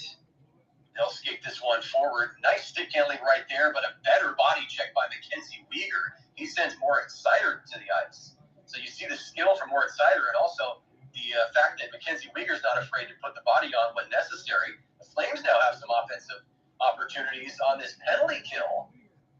That is Mangiapane out there. He was looking for a centering pass. Now the Flames with a takeaway. Mangiapane looking great on this PK. 42 seconds to go here in the power play for Detroit. They're 0 for 1 so far, and if the Flames can kill another 35 seconds, the Wings will be 0 for 2. Huberdeau almost gets tied up right there with Mikael Backlund. Luckily, Backlund stays on his skates, and so does the Wings goalie. Now it's a partial 3-on-2. Mikael Backlund with a beautiful back check in the neutral zone. Stick lifts, steals the puck, throws a hit against Sundqvist, and now is battling for possession in the far corner to Huberdeau's right. Boy, Mikael Backlund has had a great couple of games here. Very noticeable, sound play, good decision-making. We'll keep an eye on number 11 for the visitors, as Chris Tanev will pick up this puck. Passes over to Nazem Kadri. The penalty has expired, so the Flames successfully kill another power play for Detroit, and the puck goes just offside, or I should say Nazem Kadri does, as the puck slides in on the blue line toward Huberdeau. So, John, that was a different power play scenario than the first man advantage for Detroit. I think the Flames did a better job of kind of jamming up the Wings there, don't you think? Yes, it was. They turned it over, and the Flames almost had pretty much like a 2-on-1 the other way. The pass just went wide. And I want to make a mention of what you just talked about. Mikael Backlund, absolutely gold star, stick lift of Wallman to get the play going the other way. Great job. Yeah, those are the things, like we always say, you're not going to see that on the score sheet. Boy, does that make a difference to your teammates and coaching staff noticing that extra effort. We saw some of that from Toffoli in the first period. Well, Mikael Backlund has taken the mantle, and he's doing the extra things right now. And speaking of right now, Nazem Kadri passes this puck along to Jacob Pelche, but he's rubbed out of the play by Ben Sherratt. And Copp will chip this forward for the Red Wings, and it's sent in from the red line by number 27, Michael Rasmussen. It is picked up by the Flames, though. That's Mackenzie Weegar. He's had a solid second period as well. Red Wings battling for possession. Weegar's still on it, and the Red Wings come away with it with 2:50 to go here in the second period. Zadorov in the mix on the far boards, and the puck eventually gets chipped out to Pelche. Sort of a partial 2-on-2 there, but Pelche makes a smart choice, does what most of these players have done all night long. He's going to chip it in, try to gain possession, but can't do so as the Red Wings take over. This one's sent in back behind Vladar. 2 minutes and 30 seconds to go here in the second. Vladar found a teammate, and now Adam Ruzicka is looking for the puck, but he can't come away with it, and there's Seider. Seider sends it forward. No icing on this one. The puck did make it all the way back down to Vladar's trapezoid. 2 minutes and 10 seconds to go here. The puck is up and over the glass on a shot from about 40 feet out, and it will hit the netting. So with 2:10 to go, we have a stoppage in play. Yes, we do. We are still scoreless. I'm looking at some live scores that went across my screen. Seattle just taking a 1-0 lead over New Jersey. And Tampa and Colorado, the Stanley Cup final rematch. Tampa got a 2-0 lead after being absolutely waxed by Florida the other day. Matthew Tkachuk has been sensational. Yeah, it's this is what we talked about too during our Rangers coverage, John. It's just it's a tough loss for the Flames, but one that was necessary. They would have lost it one way or another. That was his prerogative. He said, "I'm not going to stay long term." They had to make the deal. Huberdeau and Uyghur come over. Uyghur's had a pretty solid game tonight. Huberdeau would love to see a little more from him. But right now, Andrew Mangiapane doing some good things. And here it is. It's Mikael Backlund's turn. He gets that one way out. And Mikael Backlund will get an assist because Noah Hannafin scores the first goal of tonight's contest from the blue line, John, through traffic and in. Hey, let's move it up to the first line. You don't have Rasmus Andersson. How about Noah Hannafin? Good traffic in front. That's the gritty goal that you need. And that's how the Flames get on the board. It's nothing special. It's a shot from the blue line with traffic in front, but that's hockey, and that's the way it goes. Coleman, excellent work there with Mangiapane. Maybe possibly getting a tip on that as well. Nothing Husso can do. Gorgeous goal there for Calgary, and they're deserving of taking the lead. Wow, this has been such an even contest. And yet, Mikael Backlund circles behind the net, drops it off for Hannafin. Hannafin fires.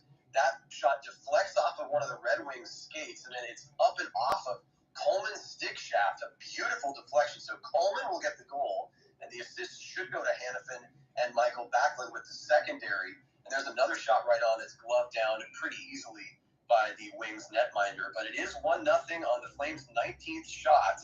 And that is Blake Coleman's 12th goal of the year. He's got 6 points in his last 3 games for the Flames, John. Yep, as you said, Coleman from Hannafin and Backlund. That is the correct one on that side. So with the $1.37 of the second, 19 shots for Calgary, 1 goal. Red Wings have 12 shots. They're not on the scoreboard yet. Boy, there's another deflection right on this time. Husso has to close the 5-hole, does so just at the last second. Prevents potentially goal number 2 for Calgary as they won a clean ozone draw right there. And I think that was Tyler Toffoli's deflection that Husso had to deal with. I'm going to go ahead and say that we're clairvoyant here, Cooper. We said that Calgary would get this goal over the last back end of these minutes. They've looked good. They've got their shots on the board now. They're getting traffic in front, getting in the right spaces, and making it count. Yep, and we talked about finishing. So the Flames were able to finish, and let's see if they can do it again here. They win another ozone draw. Dillon Dube with the puck. He gets checked right there, but dances around Seider. That was a nice little dipsy-do right there from the Flames number 29. Ultimately, nothing will come of it, though, as it's skated away by Raymond. So the Flames trying to hold the puck right there, and the puck is just past the blue paint. I couldn't see where it was, John, and Dan Vladar couldn't either. That was a great scoring opportunity for Raymond, who got tripped by Dube just outside of Vladar's crease. And I think we're going to have a penalty here. Boy, that was another golden scoring opportunity. And just off the backhand, John, are you seeing the same replay? So Lucas, Raymond had a golden chance. Yeah, Lucas Raymond was on the doorstep, and if it wasn't for the opportunity, I'm getting a look at it now of Dillon Dube just getting in the way enough. If that's a penalty on that side, that's a good one by Calgary because I think Raymond was going to put it in the empty net, really.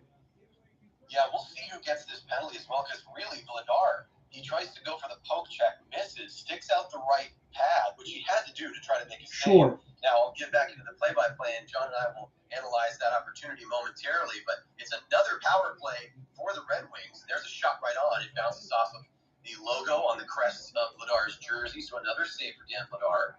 1:45 to go in this Detroit man advantage, the third of the evening. 47 seconds to go here in the second, so if they don't score, they'll start the third with an extra man on. There's a shot that sails over the top of Vladar's net. 38 seconds to go here. Raymond, who almost scored moments ago and drew the penalty, gets this one back to Seider. He tries the wrister, but it's off of Elias Lindholm's skate, and Seider is disappointed in that effort. I think he saw a lane. I would be too. It looked like he had a passing lane. David Perron sitting to the left side of the dot waiting for that one-timer.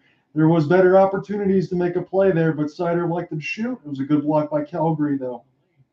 Yeah, a really timely block by Lindholm, and you're right. Perron was on the doorstep, essentially unchecked, so he would have had a chance to deflect that one and tie this game. But 31.6 seconds to go here. Defensive zone draw for the Flames. They will actually win this one. And despite the fact that they are down a man, Nikita Zadorov has some room to work, and he'll sail this puck right on, actually. He would have hit a bullseye right there if there was a dartboard, but it's Billy Husso instead.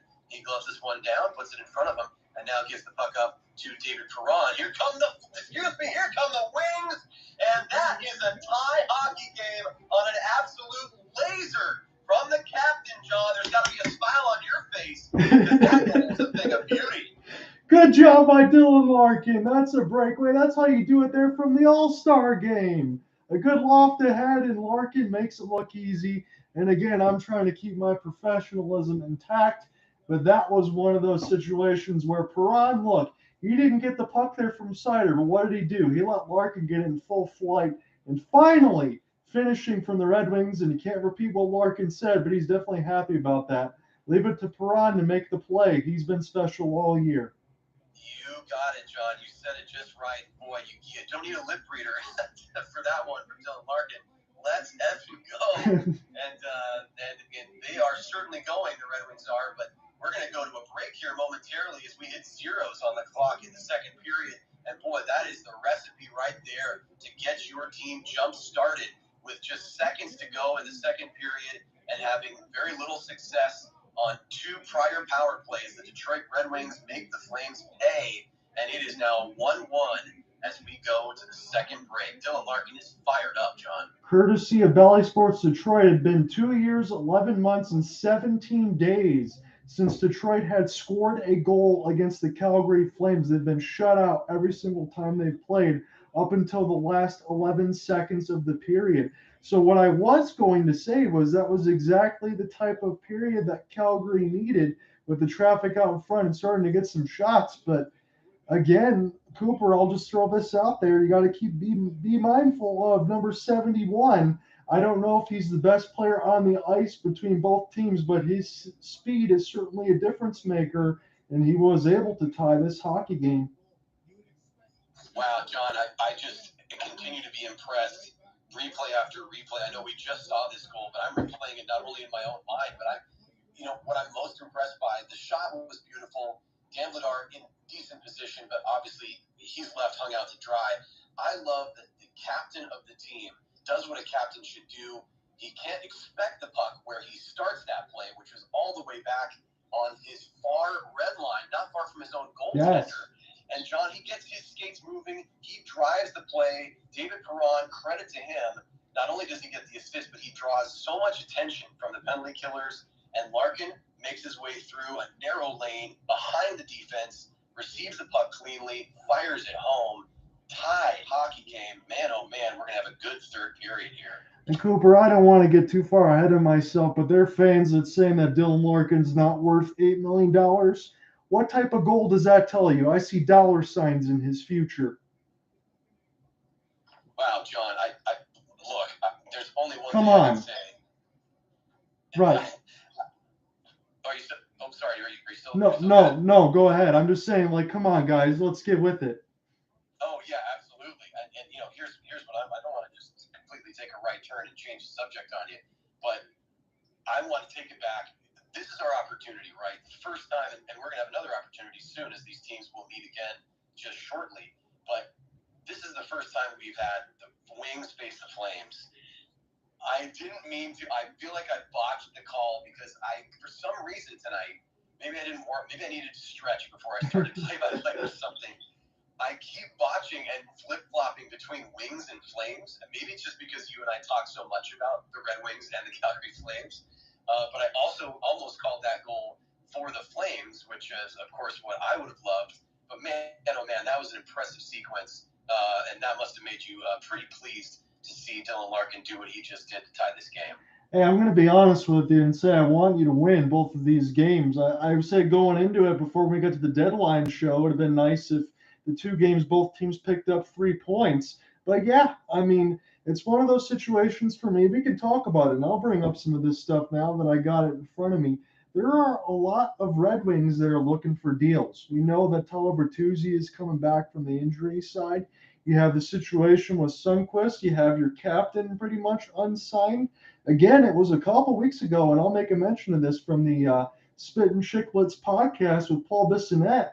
They were playing a game against the Minnesota Wild, and he flat out said, do you want to sign here next year? And then Dillon Larkin goes, well, I have a game in about 15 minutes, so I can't really answer that question. And he looks over to his publicist, and then Bissonnette goes, well, you can get your publicist on the mic if you want to. And it was a pretty awkward interview. But the reason I bring that up, you look at the utter elation from somebody like that to score that goal. Look, I understand you're playing for a business decision, and that's your team.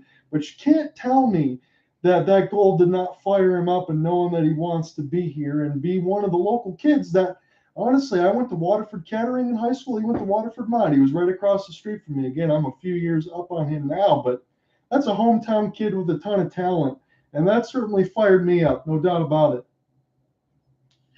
Yeah, that's a huge moment, John, because to your point, look, the Red Wings have showed a ton of promise this year. Obviously, anyone can look at the standings. It's not going to happen for them. I don't think they're going to be able to make a big enough push to get themselves back in the playoff conversation. But you know what is true is you've got players who are on this team who are really skilled and really care. And that kind of play, look, we've seen it on the opposite side before. We've seen many players who don't move their feet, who they're not giving up on a play, but you know they're not giving 100%. And Dylan Larkin, boy, oh boy, is he on the other end of that spectrum, deserves all the credit in the world. He drives the net from end to end, goes almost 200 full feet to make that play. And man, oh man, that response from him, that says almost more than the goal itself. And you know what else?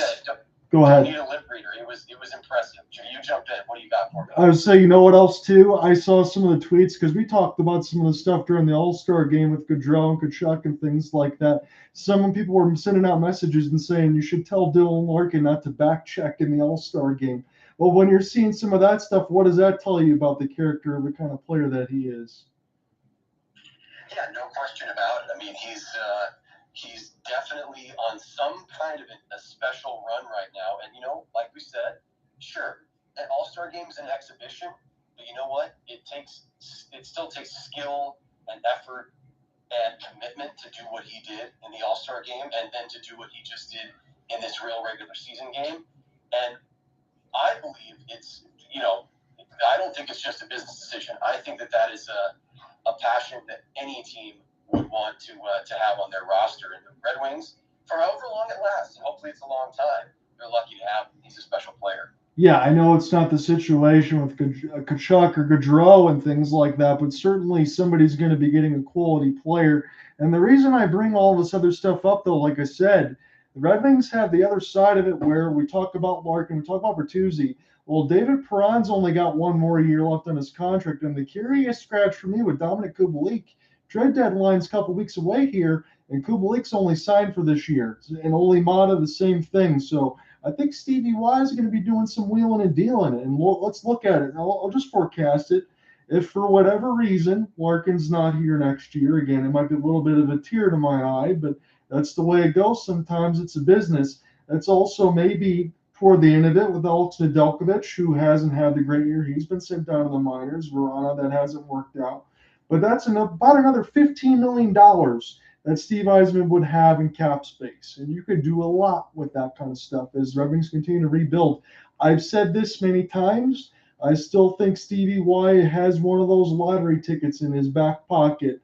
And I think he's going to get a prime-time primo free agent. I'm not saying Connor McDavid or Leon Draisaitl, but I'm also, I don't know. I'm not ruling it out either, my friend. I think Steve's going to get somebody really good over here. I just don't know. And I'll say it like this. When Steve Yzerman won some cups, I know it's been a long time ago, but he was at the point where he was dealing with a lot of injuries, but you had Sergei Fedorov, you had Brendan Shanahan, you had some of those other things. When that transitioned, it was Datsuk and Zetterberg. Now, when this transitioned again, it was Larkin, but nobody's been on the back end to help him out. So for everyone that's out there saying Larkin's not putting up some of these points and you shouldn't be paid this type of money, that's all about the team that's around you. And Detroit's still working to build those pieces. And if Larkin wants to go ahead and get somewhere else and do all that, I think whoever is going to get him, they're going to realize just how good of a player he is. Yeah, as usual, and especially when it comes to the Red Wings, John, you're right on. And, let me follow up with a sort of a secondary question here for you about what you just said. Listen, what Steve Yzerman has done as an executive is very, very special. I mean, his career in hockey is unprecedented, basically. What he's done is make a name for himself as an executive who makes decisions for the teams that he works for that ultimately put those teams in elite positions to take home the Stanley Cup, right? And have individual accolades for those players who get those teams into that position. Now, that career comes with it as he returns to Detroit and is, beginning to make moves and reform this team. Do you think that some of those free agency decisions are going to be made because of the trust in what Steve Yzerman has shown, sort of his resume, for lack of a better term? Or do you think it's all business decisions, money, and individual choices? I mean, does just the Stevie Y factor make an impact for some of these players? I think it has to. Again, some people would think that that's bombastic to say, but when Steve Yzerman calls, I think you pick up the phone. And I think you might sign for a little bit less at times when you know that you could get more. I'm not going to say Ben Sherrod or Andrew Copp was that much of a discount, but as we talk about during the deadline here, Cooper, I know it was a while ago, but you have to get building blocks and starting points. And sometimes when you're in that transition, sometimes you have to let some of your great players go. Whether fans like it or not, you have to be able to continue to build. And I think that's ultimately going to depend on the Raymonds of the world, the Seiders of the world, everything else. If they continue to do well, that might attract some other free agents there. And I don't think Steve Yzerman, whether you talk about some of the other moves with Nedeljkovic or Verona that hasn't worked out, look, not everybody's going to strike gold every single time. But when you were brought into a team when Ken Holland left, with Draisaitl and McDavid, the cupboards were empty and they were completely bare. And it was an expansion franchise. I'm not talking about Seattle Kraken expansion franchise because they had some stuff in their back pocket. Detroit was truly starting over like Ottawa did when they forgot their draft board and paper at the table in the 90s. That's how bad it was. So Steve's had to completely clean up a nuclear mess, and I think he's on his way to do so. But there's pieces that need to continue to work to get this better. And then as that goes, I think Steve can get in, maybe get some of these other guys for maybe $1.5 million less at a time and lock them in and get things going in the right direction. Yeah, and I'm going to use some of your verbiage right there as a bit of a segue. And selfishly, I don't want to direct the entire conversation here during the second break, but I have legitimately wanted to ask you about this. Now, I know I mentioned we talked about the Calder race, so I'm going to bring up the Seattle Kraken because you're talking about a GM who I love what you said. I mean, I know you don't love as a fan the fact that Stevie Y had to come in and clean up a nuclear mess, as you called it, but he is beginning to do that. At least it's contained and things are moving in a positive new direction. Right. So on the other side of the coin, you have, look, the Red Wings, one of the most storied franchises in all of sports, let alone hockey. And then you have a brand new franchise, second year in, the Seattle Kraken. You're talking about the Red Wings needing certain pieces, needing to put things together in order to get themselves in a position to get into the playoffs and then start to make runs, right? So the question is this. Do you think this year, flat out, if the Kraken make no more moves, do they have what it takes? It looks like they're going to hang on and barring a collapse, they will be a playoff team for the first time in their franchise history. Do you think they have the pieces and the mindset and skill to be able to actually make some noise and win a couple of rounds? That is my concern. Again, we have Andre Burakovsky, who's going to be missing some time. Hopefully not nothing elongated. They just got Matty Beniers back from what I'm seeing now. They're losing Burakovsky, who's got 39 points in the team league. What's so great is 39, 38, 36, 35 down the list. Everybody's contributing. So that's great. You can roll out all four lines. And some of the defense in the back end with Vince Dunn, they'll have to figure it out. I'll go back to and punch the same button. I know you heard me say this, but for those fans that are new, I'll bring them in there now. When you have Philip Grubauer and you have Martin Jones, they've won a lot of games because Seattle's done very well. Again, Martin Jones, 23, 8, and 3, but a save percentage of .894, and Philip Grubauer, .897. They're good enough to score against teams, but can they keep the puck out of the net? And can that backhand defense alongside Vince Dunn do enough to make them only have to make the routine saves? Because when you have an .894 and an .897, I know it's a 7-game series, so they'll probably win a couple games, but I'm going to be hard-pressed to pick them in some rounds. I'm going to be honest with you. Yeah. Unfortunately, even though I'm a Seattle kid, I have to agree with you. I think it's going to take Now, Martin Jones has shown that he remains capable. He remains even pretty flashy at times. He's made some great saves in big moments, and helped the Kraken win a lot of contests this year. Doesn't look like Grubauer is going to be a really meaningful factor in net. I think that they will need him to at least be decent, as you're talking about. And those save percentages bear it out. I mean, those have to improve, at least marginally, in order for the Kraken to really have high hopes. But I just don't know, and this is sort of a general thought, but, yes, all of these players are professionals. They understand what it's like to face top competition. But as a unit, as Dave Haxtell's team in the playoffs, do they have that solidified mentality that a team like the Avalanche, the Lightning, the Rangers, even though they're adding pieces, the Rangers have it. I could even point to the Dallas Stars. Now they're battle tested. Do they have that kind of bond? Is it really rock solid? And those, it's a subjective question. You could ask a number of people and get a number of answers. I question if it's there. I love the talent they've shown. I love the drive and belief they've shown in themselves. But when it comes playoff time, as we know, the NHL, things are different. No, it definitely is. And that's why I said they're not going to be able to outscore teams. But you know what? Regardless of what happens for Seattle, to make the playoffs in their second season, again, we know it's an achievement. But at the same time, that experience that the young team and everyone else is going to gain, and we might see a breakout party there from Eddie Beniers or Burakovsky or some of these other guys with that. Vince Dunn, we've already seen it.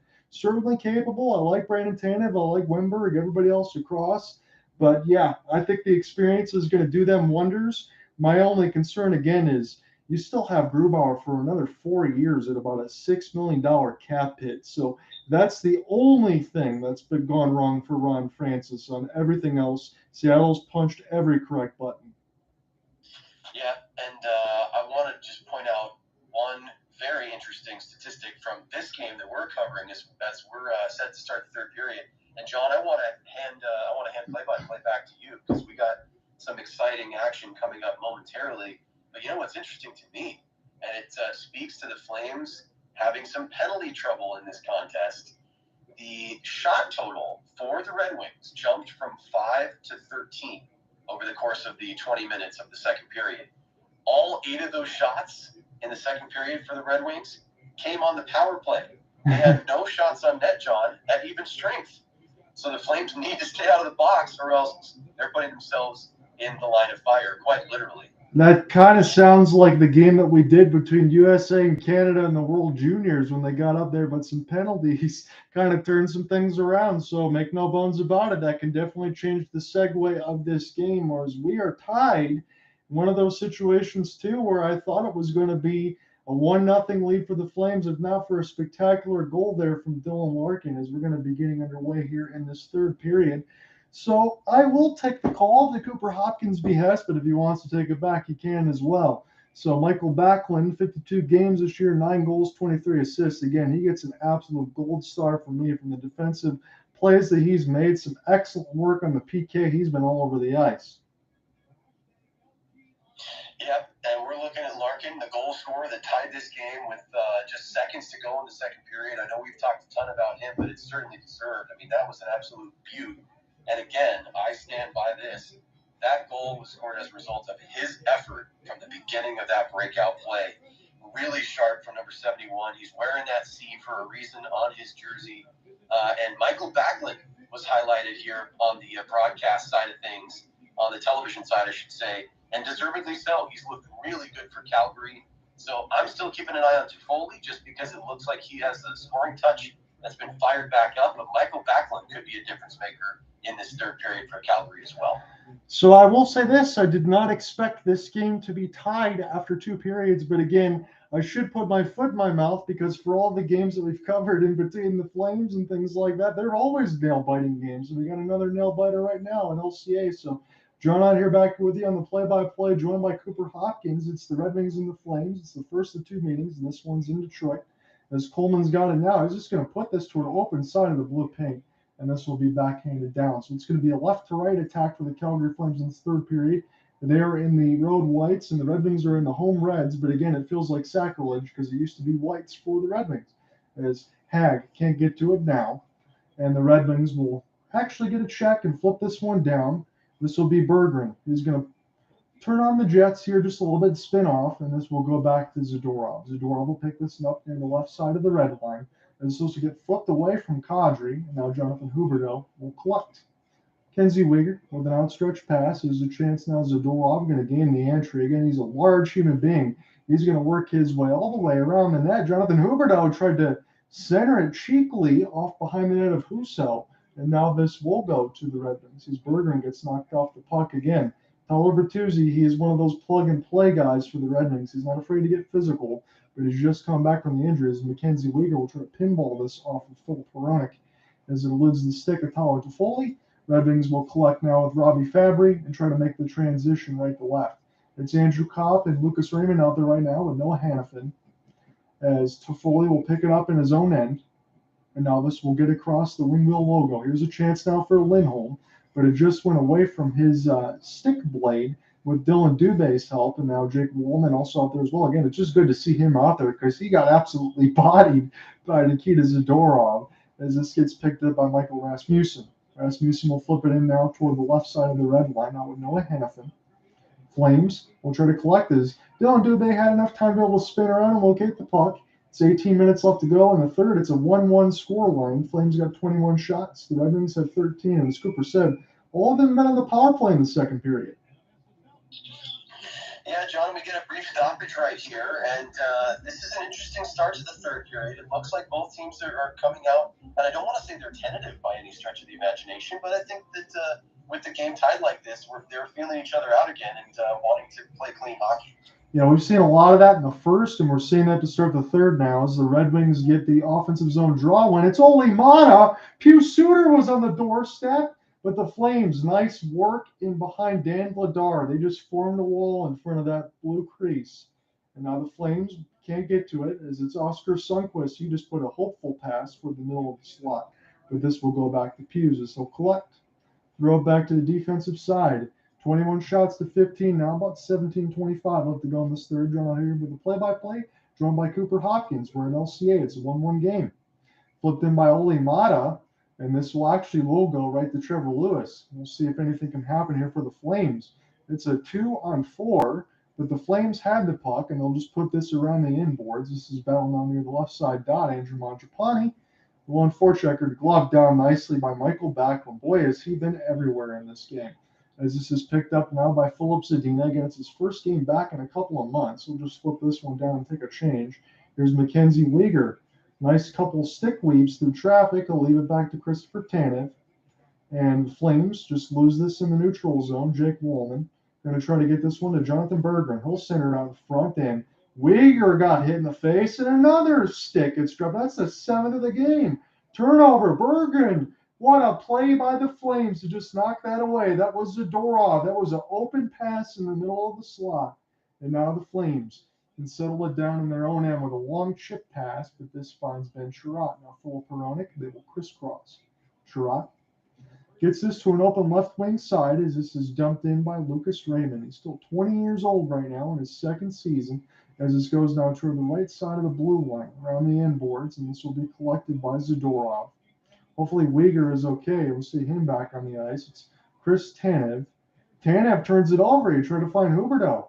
And now Bertuzzi will try to get to it as this will go back. Picked up by the Flames in their own end with Noah Hannafin and now Chris Tanev. Tanev gains the red line, dumps it in.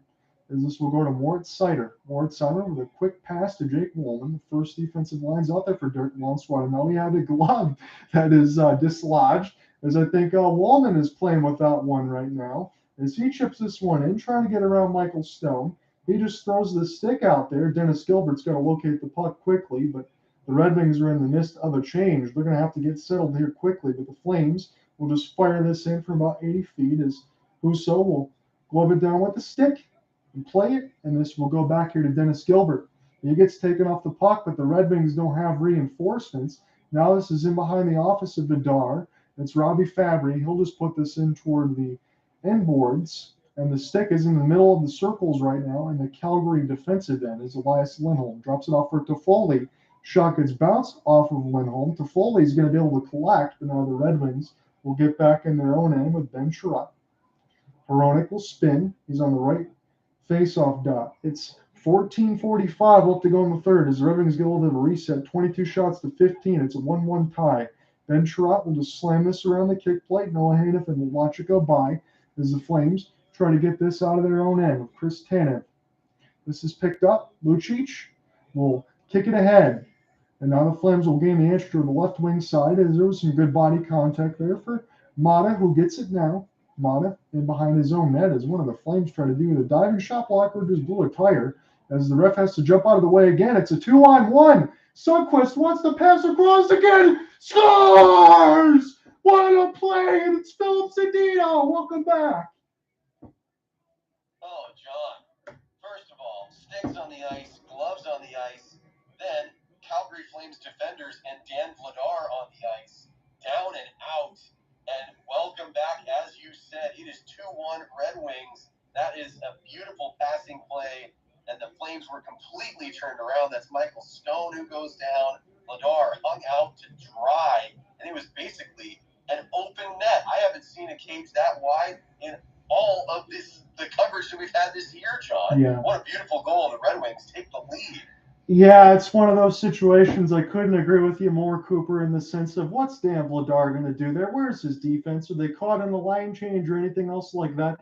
When you got time to give and go and give it right back, that's something that the Red Wings won't have any trouble finishing, and that's been a problem in this game as we're back underway now. The Red Wings have taken the lead to the delight of the crowd, although I will say it's only about 50% full at LCA right now. We got a good contest underway. I still think the Flames are going to get back and tie this one, though, as Mikael Backlund comes together there with one of the Red Wings. And now this is taken away from Joe Veleno as the Flames now will gain the offensive zone. They got it near the left side dot, trying to keep it off the forehand now. Put this around the inboards. Good work there by the Flames. And Backlund again. He's been all over the ice right now. It's Mangiapane. As this just goes a little bit too far there for Backlund. Now back to Mangiapane near the right side of the red line. He needs some help. Puts it in the middle of the slot. And what a good save by Huberdeau. Oh, yes. That was Blake Coleman, who was very close earlier. Coleman is fired up, and so is Mikael Backlund. That Mikael Backlund line that he centers, I mean, they have been, especially in the Rangers game and then again tonight, really the clear top unit for the Flames. And I don't know. This third period started in a bit of a lackluster fashion for Calgary. I tried to hold back any judgment as both teams were feeling each other out in the first 2 or 3 minutes or so. But the Red Wings got right back to it. They got the jump in their game that they've had all contest long. They get the goal to take the lead on a beautiful back and forth passing play. And then the Flames come right back out. And I got to give a tip of the cap to Mikael Backlund. You've mentioned his name. I've mentioned his name. We've talked about him a ton. You have to. He deserves it. He's been the best Flame by far. Oh, you have to. He's been all over the ice. He's been the one that's been carrying it, as you said, between the Backlund, Mangiapane, and Coleman line. They look to be the best line of both teams right now. It's just one of those situations for the Red Wings and the Flames where it was a defensive zone breakdown. And I'll never tell you this. I don't think I've seen too many goals where you had time to give and go and give right back to be able to finish into a gaping net. Again, nothing Dan Vladar could do.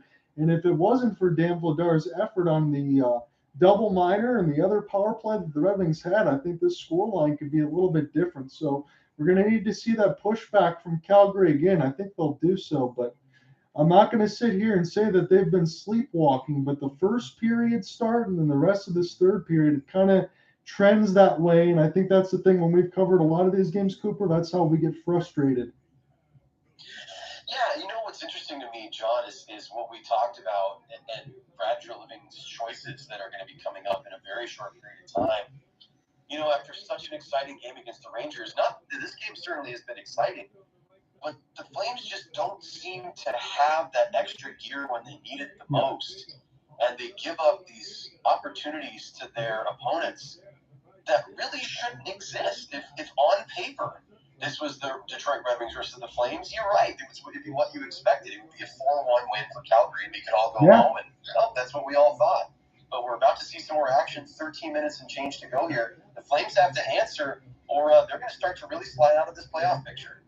13:21 left to go in the third. I think that they're going to do so. So I still think there's going to be a couple more goals here, but this is not the effort you want to see right now as Bertuzzi gets the drop pass, and that shot goes wide for Larkin. So he's going to be hungry for another one.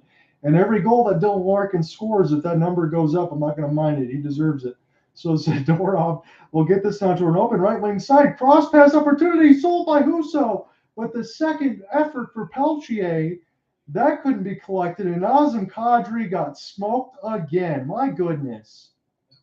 Yeah, Kadri is really taking a ton of hits here coming out of the All-Star break, and so is Mackenzie Weegar. I may have just missed him, but I have not seen him back on the ice. Oh my goodness. Kadri was upended by just a flying Red Wing who was sliding across the ice in front of the crease, and I believe it's going to be a power play here for the Flames. It certainly should be, as Kadri was taken out of that one. Yeah, Ben Sherratt, he just flew off the screen. What the heck is that about? So he's going to go to the box, and Nazem Kadri, thankfully, okay. I would not want to be Nazem Kadri as far as some of the punishment that he takes from game to game. I'll say it all the time because it's very well worth being said, as this is dumped down the ice for Dan Vladar. I'll see if Calgary can get him a win because he's been spectacular in this game, to be honest with you. So this is picked up now by Calgary off the drop pass, and they'll gain the entry. And this is probably one of those situations in the power play where they do indeed miss Rasmus Andersson, who can quarterback some of these things. Elias Lindholm now toward the left side of the dot. This is centered out dangerously. The first one was stopped by Husso, and now it's picked up on Mackenzie Weegar. We do see him on the power play side. Toward the right dot looking for a deflection, as Dube was close to the doorstep, but this will go back to Lindholm. Weegar going to take his time in the high slot. Toffoli lets one go as this gets blocked by the Red Wings, kept in by the Flames, though. Weegar off the back pass. I'm not sure what he was thinking there, but this is going to stay in with the Flames near the right side of the red line. They were just looking for a hopeful pass. But again, Calgary has the possession. Elias Lindholm gets this around the kick plate, and this is still held. Lindholm going to take his time. Leave it for Weegar with a bomb. And that one goes off the end boards. Where's the puck? It's near the right side of the dot. And this will be collected now by Dube. Seider trying to throw the body in there as well, but this stays in with the Flames. Lindholm into the traffic. That was saved by Husso with the right pad and sent down the ice. So good job there by Calgary with the puck possession. They just couldn't make anything happen, but they got 25 seconds in which left to do so by the time they'll gain the entry. Nazem Kadri back on the ice. He's going to drop this pass here for Hanifin. Hanifin into the traffic, and this will go back to Nazem. Nazem now near the right dot. Get this one back to Noah as they'll crisscross on the D-to-D side. Kadri wanted that 1T, but the pass never came. And now Suter. He's going to look to kill some time. We'll just flip this right on to Dan Vladar. He'll brush it aside with the glove hand. As the Flames power play is effectively going to be over, see if they can gain the zone. A couple of stick handles there by one of the Flames. That was Nazem Kadri. And now Vladar will play this back across. See if the Flames can go left to right. It's 10:40 left to go in this third. John here with you with Cooper Hopkins using play-by-play color respectively. Here's a pass and a high slide for Lucic, and that was a good shot blocked there by Robert Hagg. Here comes the other way, but he needs some help there. Lucas Raymond, he's just trying to hold off the forehand. Going to leave it now for the guy doing the gritty, and Jake Wallman. Bertuzzi, he gets worked off the puck there by Adam Ruzicka. That was some nice body contact, and Ruzicka going to lead us to the forward side there with Trevor Lewis. Lewis gained the entry off the right wing side as he touches the stick of Ville Husso. Red Wings try to transition immediately, but Flames must have been stuck on a little bit of a change as nobody's able to pick it up in the slot. Now this will go back in the defensive then for the Flames. We're officially halfway over from this third. It's a 2-1 lead for the Red Wings, courtesy on the goal of Filip Zadina. Yeah, John, a really solid power play right there for the Flames.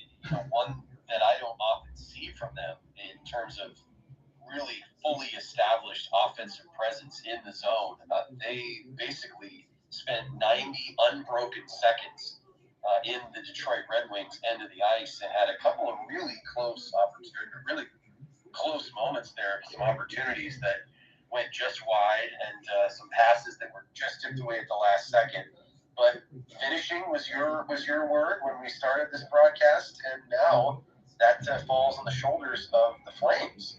they can't win with just opportunities, John. They have to finish those opportunities, and who knows if they'll have another man advantage here. They're going to have to probably do it at even strength.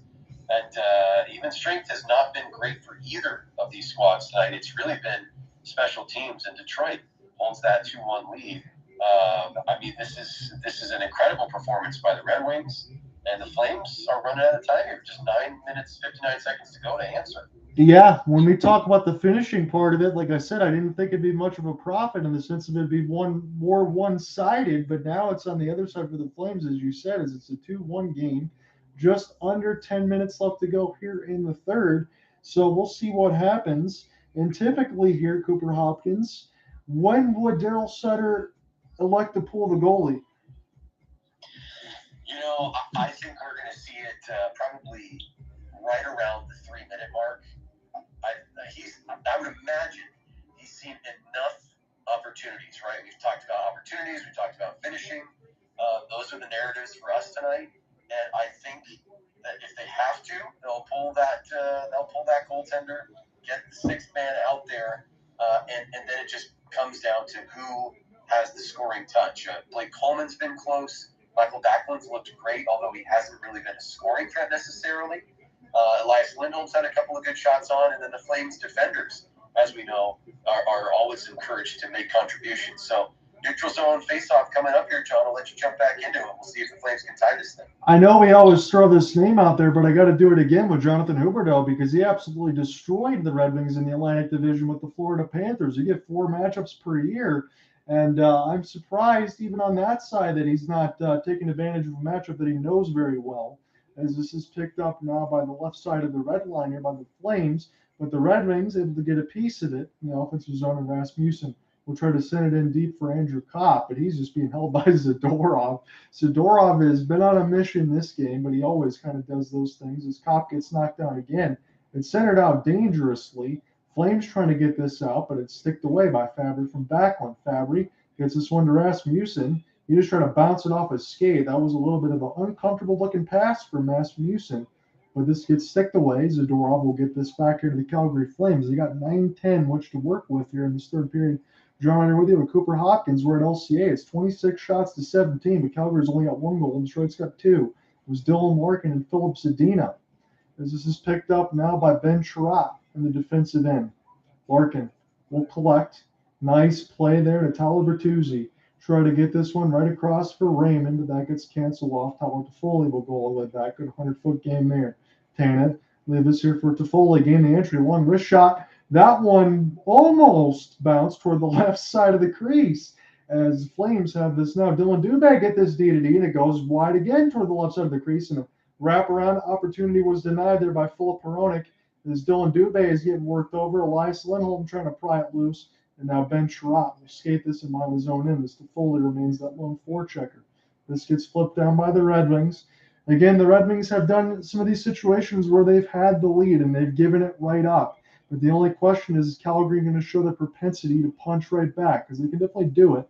Kadri with the windmill deke. He gets canceled off the puck now. David Perron will get this across to the defensive side for Robert Hagg. And now here's a chance. Jonathan Berggren. He gets worked off the puck. Woolman also in there as well as the Flames try to get this out of their own end. It's Nazem Kadri. Kadri, patient. He's going to play a pass, but somebody just plays in the middle of the slot. Here's a chance for Joe Veleno. Drop pass, Perron gets set up off the pass for Sundqvist. And that one went miserably wide. It just got flubbed. And there's a good block. Here's an opportunity for the Flames. This could be a partial break, and the shot got lifted high. Veleno runs into Husso for some reason. And we'll see if the Red Wings can just settle something down. Veleno now will get this back across here for Jake Wallman. Take a breath here momentarily for Detroit. It was getting a little crazy. So Wallman will hold. The forwards will get a change here for the wing wheel. They're going to try to attack right to left. They've got the lead.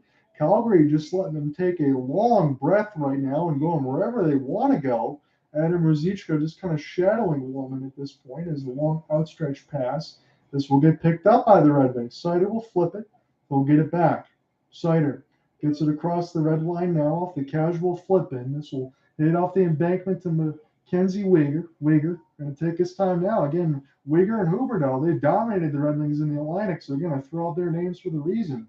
going to show up in a time like this and tie it, as this is picked up now by the Flames on their own end. Weegar will get it across to the forwards as Flames again have to dump this one in to gain entry. Here's Backlund. He's been all over the ice, so the third line can try to do some work again and create some chances as Robert Hagg was being held.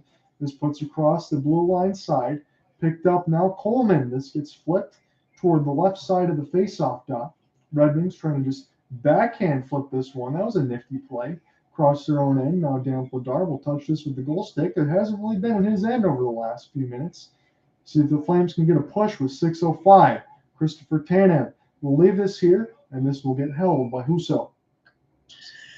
Yeah, nothing doing really, John. Nothing going on in terms of major scoring chances for the Calgary Flames, and this game has really flown by. This has been a quick one. There, been some stoppages, but lots of periods where the play just goes without any whistles, and the Flames only have 6 minutes left here if they want to take this thing to overtime, let alone try to win it. So the Red Wings looking very strong, playing sound hockey right now, and Husso's looking comfortable in net. We're going to have to see if the score line is going to hold. We're going to have to take a look at some other results here that are very pertinent because Edmonton and Philadelphia are tied at 1, and Calgary needs to either get points or make sure other teams don't get points. It's not going to be too early to scoreboard watch. So Tyler Toffoli going to fake the slapper. That one goes wide. Picked up now Weegar, tried to just send it in toward the right side of the crease, and that was solved by Husso as we go to commercial break. Yeah, time for a commercial break, and the players will get a quick breather. We'll keep things rolling here, though, and Husso's looked, like I just said, looked comfortable. He was in the right spot. There was a potential deflection right there with Lindholm on his doorstep, but nothing doing. And yeah, we're definitely going to have to go through some of the results from tonight's slate in the NHL. And an interesting one is also about the same mark, with just a few minutes behind. The Devils, after being down 1-0 to the Kraken, who we talked about earlier, the New Jersey Devils have now taken a 2-1 lead with 9.5 to go in the third. Pair of goals from former Flame Dougie Hamilton on that side, 14th and 15th, one of them on the power play. The first goal of the game, or the second period, I should say, was Adam Larson, Dougie Hamilton, the latest one now. So 2-1 lead for New Jersey. Mackenzie Blackwood, 29 out of 30. He's been stellar in goal. Philip Grubauer, he's been pretty good as well, stopped 23 out of 25. Yeah, so lots going on that the Flames are going to have an eye on as well. And just another interesting note here is the Tampa Bay Lightning. John, I think you might have mentioned this earlier. They're getting a measure of revenge against the Colorado Avalanche. 17 minutes away from shutting out the Avs. It's 4-0 Tampa Bay right now. Don't think they're not motivated for that one, Mr. Cooper Hopkins. 2 goals for Brandon Hagel and a 4-0 lead. Oh, yeah. You know that there's an extra gear that we're talking about, the extra gear the Flames have trouble finding. Well, the Lightning had no trouble finding it tonight as they are dominating the defending Stanley Cup champs. That's also big for Calgary on that side when you're looking at wildcard positioning. And then the Golden Knights have the lead on the Wild. So if the Golden Knights hold, Tampa holds, and let's say the Flyers beat the Oilers, well, then Calgary is just fine. But you have to think that this is a big 2 points. At least want to get 1, but we're sick and tired of saying getting the 1. This is 2 points that Calgary's got to get. See if they can take it with 5:48. Yeah, they always seem to settle for the 1. They did in New York. They're going to battle here with 5:48 to go, as you mentioned.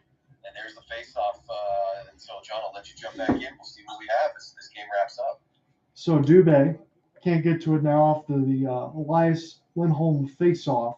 And the Flames will get this one back down across. This will be picked up here by the Red Wings. And if you're Detroit, we know where you are in the standings. Could be a top 10 side of it, but still, you want to be able to cement down a win. You haven't seen a lot of that this year. Tyler Toffoli. This gets put in front of the net, and Husso makes the save. There's a little bit of pushing and shoving there with Copp. I want to see who that is for the Flames, but I can't get a number on it.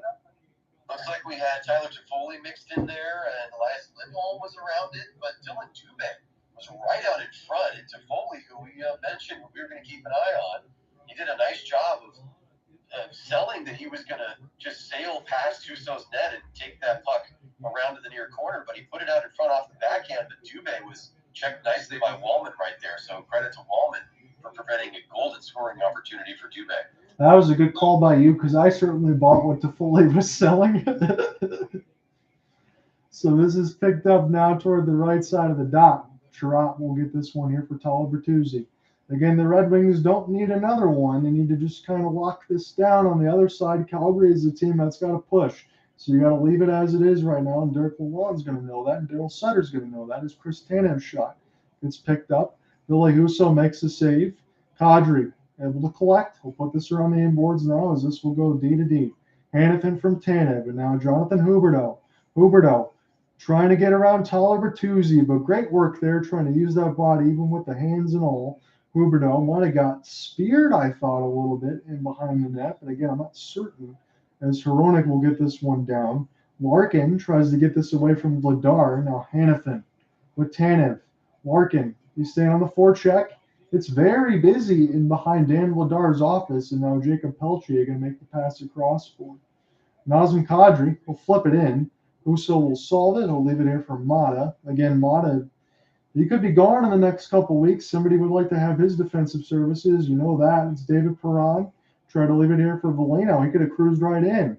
And now there's an opportunity for the Flames as they gain the offensive zone entry off the drop pass toward the left wing side. And Husso makes the save. Perron kind of bowled over Husso, and now Coleman's in a headlock from Perron. David Perron's not afraid to get in the middle of things. He'd be the one guy that could spice this up. David Perron, I think you should put yourself in a headlock, my friend. You pushed Blake Coleman into your own goalie. I'm not sure what he's so frustrated about. I mean, he did a great job of finishing his check there, but that was not. Listen, Blake Coleman's not afraid to mix it up sometimes, but he made no attempt to contact Husso there. There's just a little bit of extracurricular going on right now, which is that's the last thing the Flames need. They just need to focus on goal scoring efforts. And I will say this, John. This will be something that I touch on more when we wrap up. If this game ends the way it looks like it will here with just over 4 minutes to go, this will sound over dramatic. We've seen enough of the Flames for me to say this. It's becoming difficult to watch the Jonathan Huberdeau line. Nazem Kadri can contribute just based on his individual skill most of the time. When Jonathan Huberdeau is on the ice, it's not even, John, that bad things are happening. It's that nothing is happening for the Flames. So we'll talk about that later. Man, that is dark, my friend, but we've done a lot of these games, and I want to get more thoughts on that when this is done from you. So this is picked up now for Mackenzie Weegar. Now this is pinballed off of the skate. Hronek gets taken for a ride. This stays here with the Flames. Slapper from the point. Mangiapane! He's just trying to stick this one out of the air, and Coleman gets the stick taken out of his hands. The Flames should be going to the power play. They certainly will be. That's Ben Sherratt. I think it's either going to be a hook or a slash. He's shaking his head as he heads to the sin bin, but I think he knows it. Coleman was wide open right there. Oh, yes, indeed. Coleman got his stick snapped right in half on a hard slash from Sherratt, and that is one of the easiest calls the referees are going to make tonight. Coleman appealed to the refs, but didn't even have to. That was obvious for everyone. So a big opportunity, and I would say probably the last opportunity for the Flames to tie this. 3:51 to go, 2 minutes on the man advantage. They have 32 shots, John. Can they make it count where it matters on the scoreboard? We've seen this a lot. We've seen this movie before. It's Nazem Kadri against Andrew Copp. Again, Kadri's got to win a big zone draw here. He can definitely do it. Copp's no slouch, though, on that side. As this gets picked up off of the second effort by Moritz Seider. Mangiapane nicely will keep it in, though, but trying to get around the traffic. Was Backlund gets for Mangiapane. That was saved off the right glove hand for Husso. Leaving it for Kadri. Kadri now for Hanifin. Hanifin across on the D side. Drop pass for Huberdeau, and the bomb goes wide. Kadri will collect near the right dot. Here's Hanifin. Now Kadri. This could be a last good opportunity. This got partially deflected by Seider, actually, as Husso was down, and then it got cleared down the ice. So a couple of the Red Wings are getting in Ville Husso's way. Maybe that's why his goals against is over 3. So this gets flipped in across the red line. Picked up now by the Red Wings, but they can't dump it out. Nice keep in at the line. Flames got the puck position again. We noticed they've had that on the power play. Mangiapane lets it go. And Pelche was on the doorstep, but Husso made the save. Wow, John, yeah, a beautiful deflection right there. The high slot from Andrew Mangiapane that actually, I believe, went off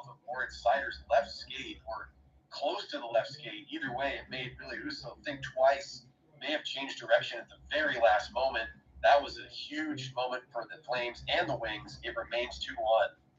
This needs to be a game where Ville Husso gets back into the good graces. Again, he got 3 shutouts in the season, but the goals against over 3.4. He's better than that. And the only problem for Ville Husso is there's nobody in net to back him up right now because you got Magnus Hellberg and Alex Nedeljkovic still in the conditioning stint, so he's the only guy left to tend the goal. As this is picked up now by the Flames. They got 45 seconds left to work with on the power play. We're getting close to the 2:30 marker.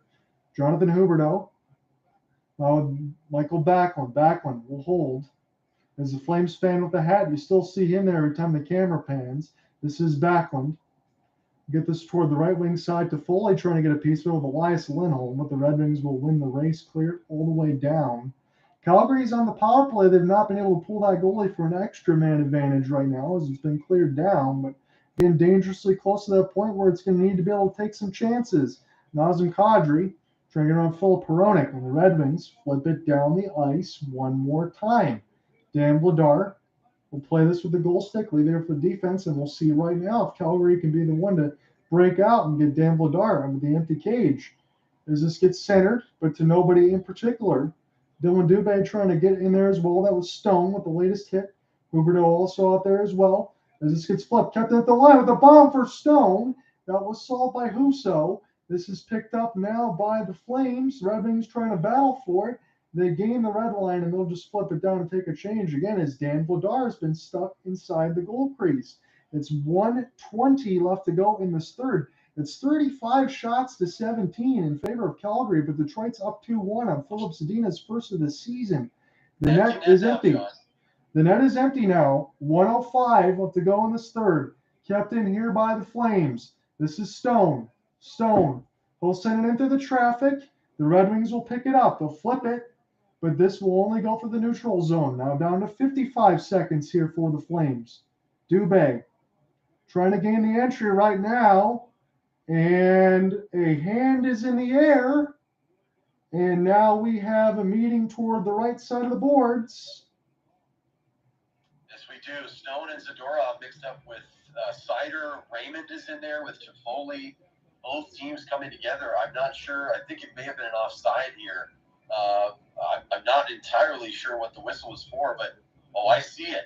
I see it. That there was Andrew Mangiapane was skating through the neutral zone and makes an impact on Seider. It looks like they go skate to skate. I think the Red Wings thought it was knee to knee, but Mangiapane's going. It's another power play for the Red Wings, and John, that wow. I would imagine that ends this game for the Calgary Flames. Unbelievable that this game might end with a whimper. And again, I apologize to the broadcast partner because I never want to see something end like this, but that is something that you have to shake your head at, Cooper.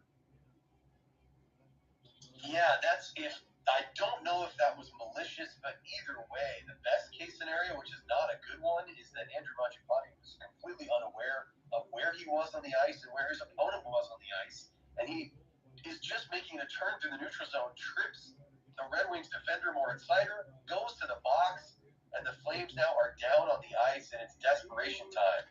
See if there can be any sort of cherry pick. It's a face-off win in between the legs here for the Flames. They're down a man. They need to score right now. It's Chris Tanev trying to get around Wallman. Again, the Red Wings have the luxury of having the power play. It's even on the ice as far as the empty net pool, as the tip almost gets deflected by one of the Red Wings again against Husso. This gets kept in. Tanev, patient. D-to-D, fake the slapper here for the Flames. Send him through the traffic. Now Tanev will collect. Down to 18 seconds. It's Nazem Kadri around the end boards. Flames taking their time. They need to get some shots on that right now. Tanev down to 9 seconds. He's stuck toward the left side of the boards. Flames got to get something to the net. Hannafin on the doorstep. They might run out of time. Got to shoot it. Shoot it. And this one goes wide. My goodness. Wow, what a finish, Sean. I can't believe it. I was not expecting the Flames to have that kind of offensive zone time. But they basically finished the game all over the Red Wings. They were buzzing, the Flames were. But the Detroit Red Wings, John, do just enough to keep them on top, 2-1. Billy Husso with a really solid performance, and I bet this one ended up not the way you were expecting, my friend, but congratulations, it's a 2-1 victory, and this has to be a head-scratcher for Flames fans everywhere, and up in their office with Brad Living, Darryl Sutter, and the rest of the coaching staff. The Red Wings win it 2-1. I know I don't need to say this, but since you're on the broadcast with me, yes, it's definitely not what I expected, and I apologize, my friend. That was a big 2 points, and I wish you would have got it because I scratched my head because what was going on in this game? Hey, listen. I understand. I appreciate you saying that. I understand why you're saying it. I even agree with you. But you know what? It's like why would you want to let you think about like a niece or a nephew or a son or daughter. There are certain situations where you want to let someone win, but at this level, when we're talking the most elite hockey in the world, we're talking Flames, Wings, we're talking NHL. You got to earn it, and the Flames just didn't earn it tonight. It's tough. It's tough for me to swallow that pill, but I have to. We all have to sometimes, and tonight happens to be against one of my friends and his favorite team. So credit to the Detroit Red Wings. I mean, what a job by them to lock down in the third period when they needed to. And boy, they really made the most of their top-level scoring opportunities. And they put the puck in the net when they had to. Twice, the Flames just can't seem to find the twine, John. They just are flailing when it comes to goal scoring. And I'm not sure if bringing in, like say, for example, in a hypothetical, what if the Flames were to have gotten Tarasenko? Do you think that would have single-handedly changed the fate of the team? I'm not so sure. I mean, this might be a bit of again, it's too much doom and gloom. I was about to say it might be a lost season. I mean, they're right in it. They're still in the conversation in the Western Conference. But things are moving the wrong direction, especially after a loss like this. Yes, we are. And if you don't mind, I'm getting a live look in right now with the Flyers and the Oilers if you want to stick around for 3:30 left to go in this OT. So Edmonton's got themselves an extra point. This is an opportunity for Philadelphia to maybe to take 2, though, as we have a live look in on this side. So 3:20 left to go in this OT. It's 33 shots to 31. Philadelphia trying to get up with this 1-on-3, and RNH has this now. We'll try to settle this down off of the spin move. It's Klim Kostin.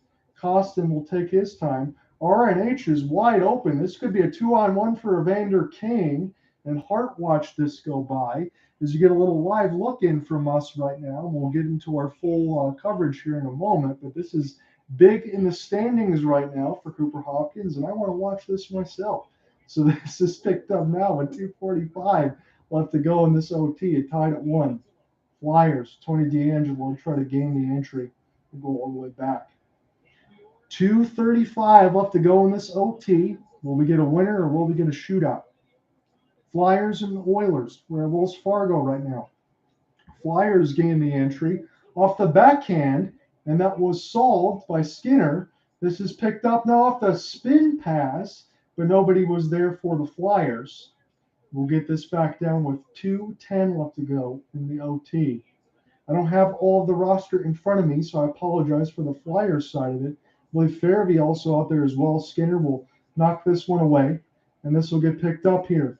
It's McDavid off of the one-on-one. He's going to try a spin, and he gets canceled off the puck there by the Flyers, and the Oilers can't hold it in.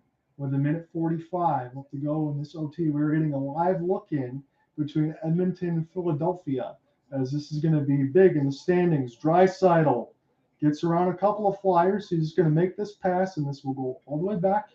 Connor McDavid will touch. He's going to try to skate in through the neutral zone. Here's McDavid. It's 1-on-2 with the wrist shot. What a save on the other end. And Philadelphia is going to hold it. John, look at the smile on the face after that glove save. Carter Hart with an absolute beauty flashing the leather. I switched over on the ESPN Plus side. Connor McDavid basically made it look like he was on a solo breakaway. And he skates right through everyone, and Carter Hart snaps that out of the air. Beautiful stop. I appreciate that between both of us. We immediately switched, and we immediately went back into another part of the play-by-play because I think you have to. It was right in the OT. It's McDavid and Draisaitl. So this is a loss there for McLeod. And now Philadelphia will have it in their own end. It's a minute 20 left to go as we got the Sportsnet feed on our sides. 35 shots to 33 in favor of the Flyers. We're tied at 1. Who's going to get this extra point? Philadelphia canceled off on their own end. As McDavid, he was under pressure a little bit. He got taken down a little bit, I believe. And this will go back for Provorov. 1 minute left to go in this OT. Ivan Provorov is going to gain the extra to the left wing side. Power move to the backhand. Good stop there by Skinner off the forehand shot. And this pass gets sent all the way down.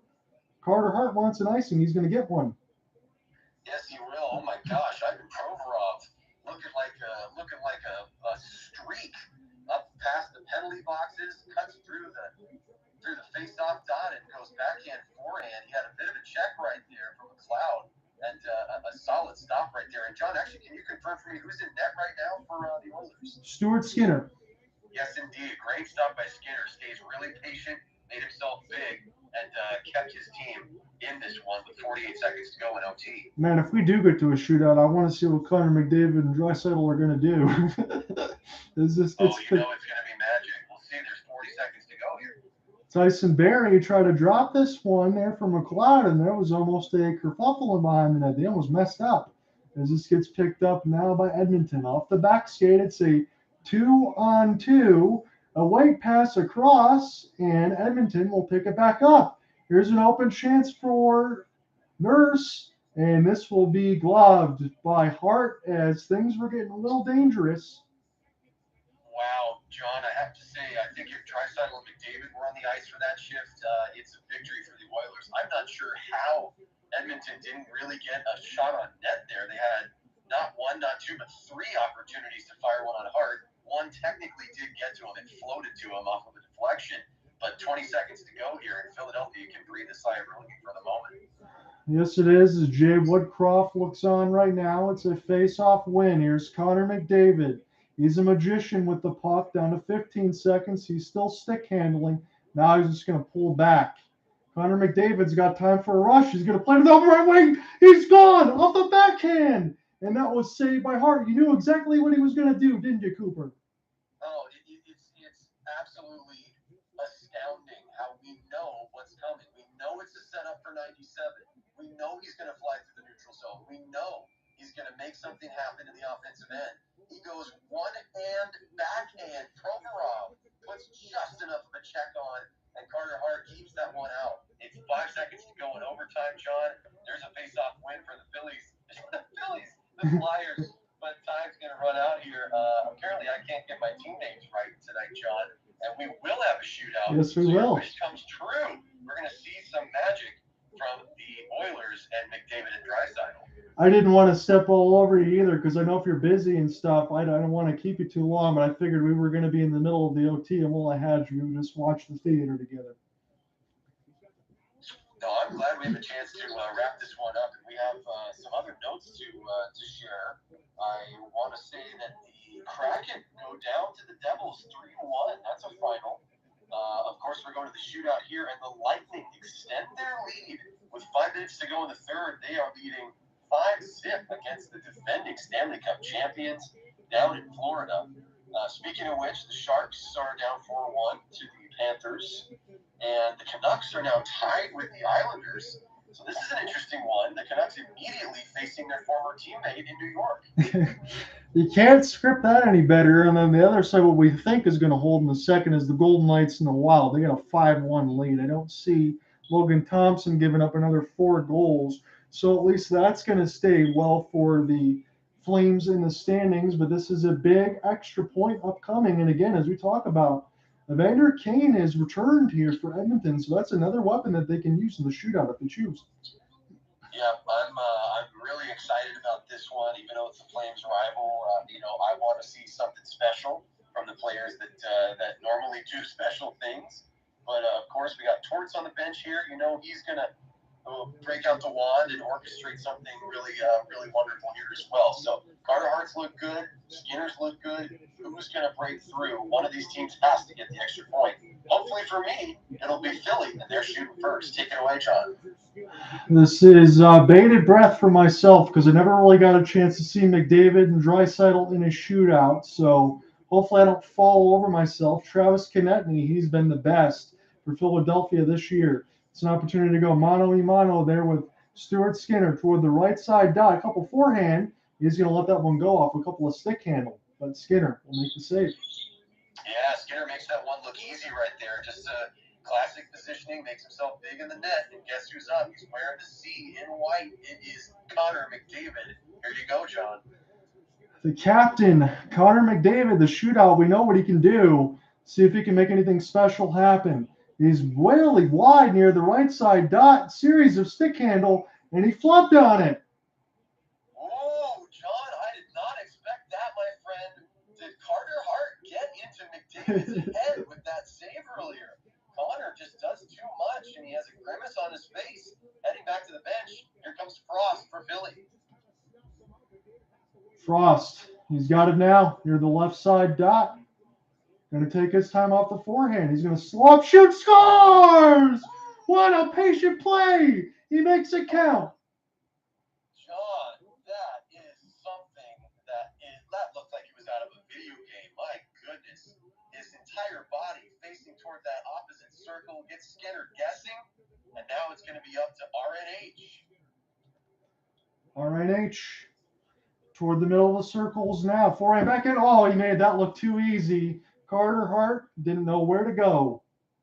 Oh, Nugent Hopkins right there goes up and over the glove. Carter Hart just looks to the side. That was a snapshot from about 10 feet. What an absolute laser. It's 1-1 in the shootout. 1-1 in the shootout now. The big extra point. It's going to be Van Riemsdyk set to go here on the draw. See what he can do here against Skinner. Can they take the lead here? Van Riemsdyk scores! Not a lot of moves there. It was just backhand, forehand. Scores a 5-hole. Nope, sometimes keeping it simple is the way to go. Maybe he took a mental note after seeing Connor McDavid do a little too much. He just goes backhand, forehand, fires on the stick side, and he gets a smile out of Tortorella. But here comes Leon Draisaitl. Up to the German superstar, Leon Draisaitl. They must score. Draisaitl. In between the circles, it's solved by Hart, and Philadelphia takes the extra point. So another surprising result as Philadelphia takes the win with 2 points. Wow, they look fired up right there. They deserve it. There go McDavid, Draisaitl, Fogle, Janmark, Holloway. They are heading to the room. It's a win in the shootout for the Flyers at home in Philly. And big turns of events in the Western Conference and in the Pacific Division in particular, John. The Flames, they miss an opportunity to get 2 points tonight. They don't even get one, but everyone else around them is struggled as well this evening. So we still have some conversations to have about what's going to go on in the Western Conference playoff picture. But credit to Philly. Those are some big stops right there from Carter Hart. Yeah, Carter Hart, at times, he has been an MVP. Again, Draisaitl, it was a nice 5-hole stop there by Carter Hart, but McDavid, he couldn't even get a shot off. So it's a big surprise to me. So the last thing I want to mention here, Cooper, is we wrap everything up. We know what it's all about between the Red Wings and the Flames. Unless you want to get into some other particulars, some of the stuff with Jonathan Huberdeau, Mackenzie Weegar, I thought against the Atlantic Division matchup for me with the Panthers that they would make something happen, but I can't let you go just yet until we get a Super Bowl pick from you. Okay, so I'm going to say this, and I'm going to let myself – I've been completely neutral. I'll be honest with you. I actually wanted the flip of this matchup. So if we look back at the conference championship games, I was actually personally hoping to see the Bengals versus the Niners. Of course, I got neither of those squads. Nothing against the Eagles, nothing against the Chiefs.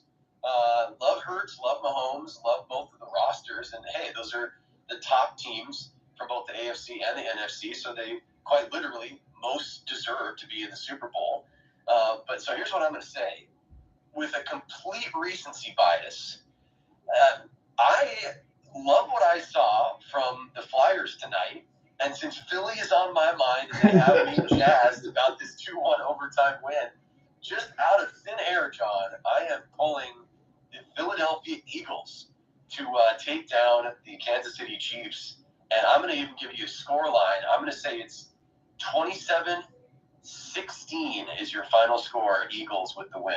27-16. You got a very convincing one on that side. I will go ahead and grant you this. Philadelphia is the better team in every single category except with one, and you know where I'm going with it. I'm Patrick Mahomes on that side. So I will counteract this bet because for Philadelphia and some of their fans, yes, we're jazzed about the result today. I think Patrick Mahomes, as long as he's healthy, again, Jalen Hurts is battling some stuff too. I say Patrick Mahomes will lead to greatness. I think it's going to be a good one. I'm going to go 34-28 for the Chiefs.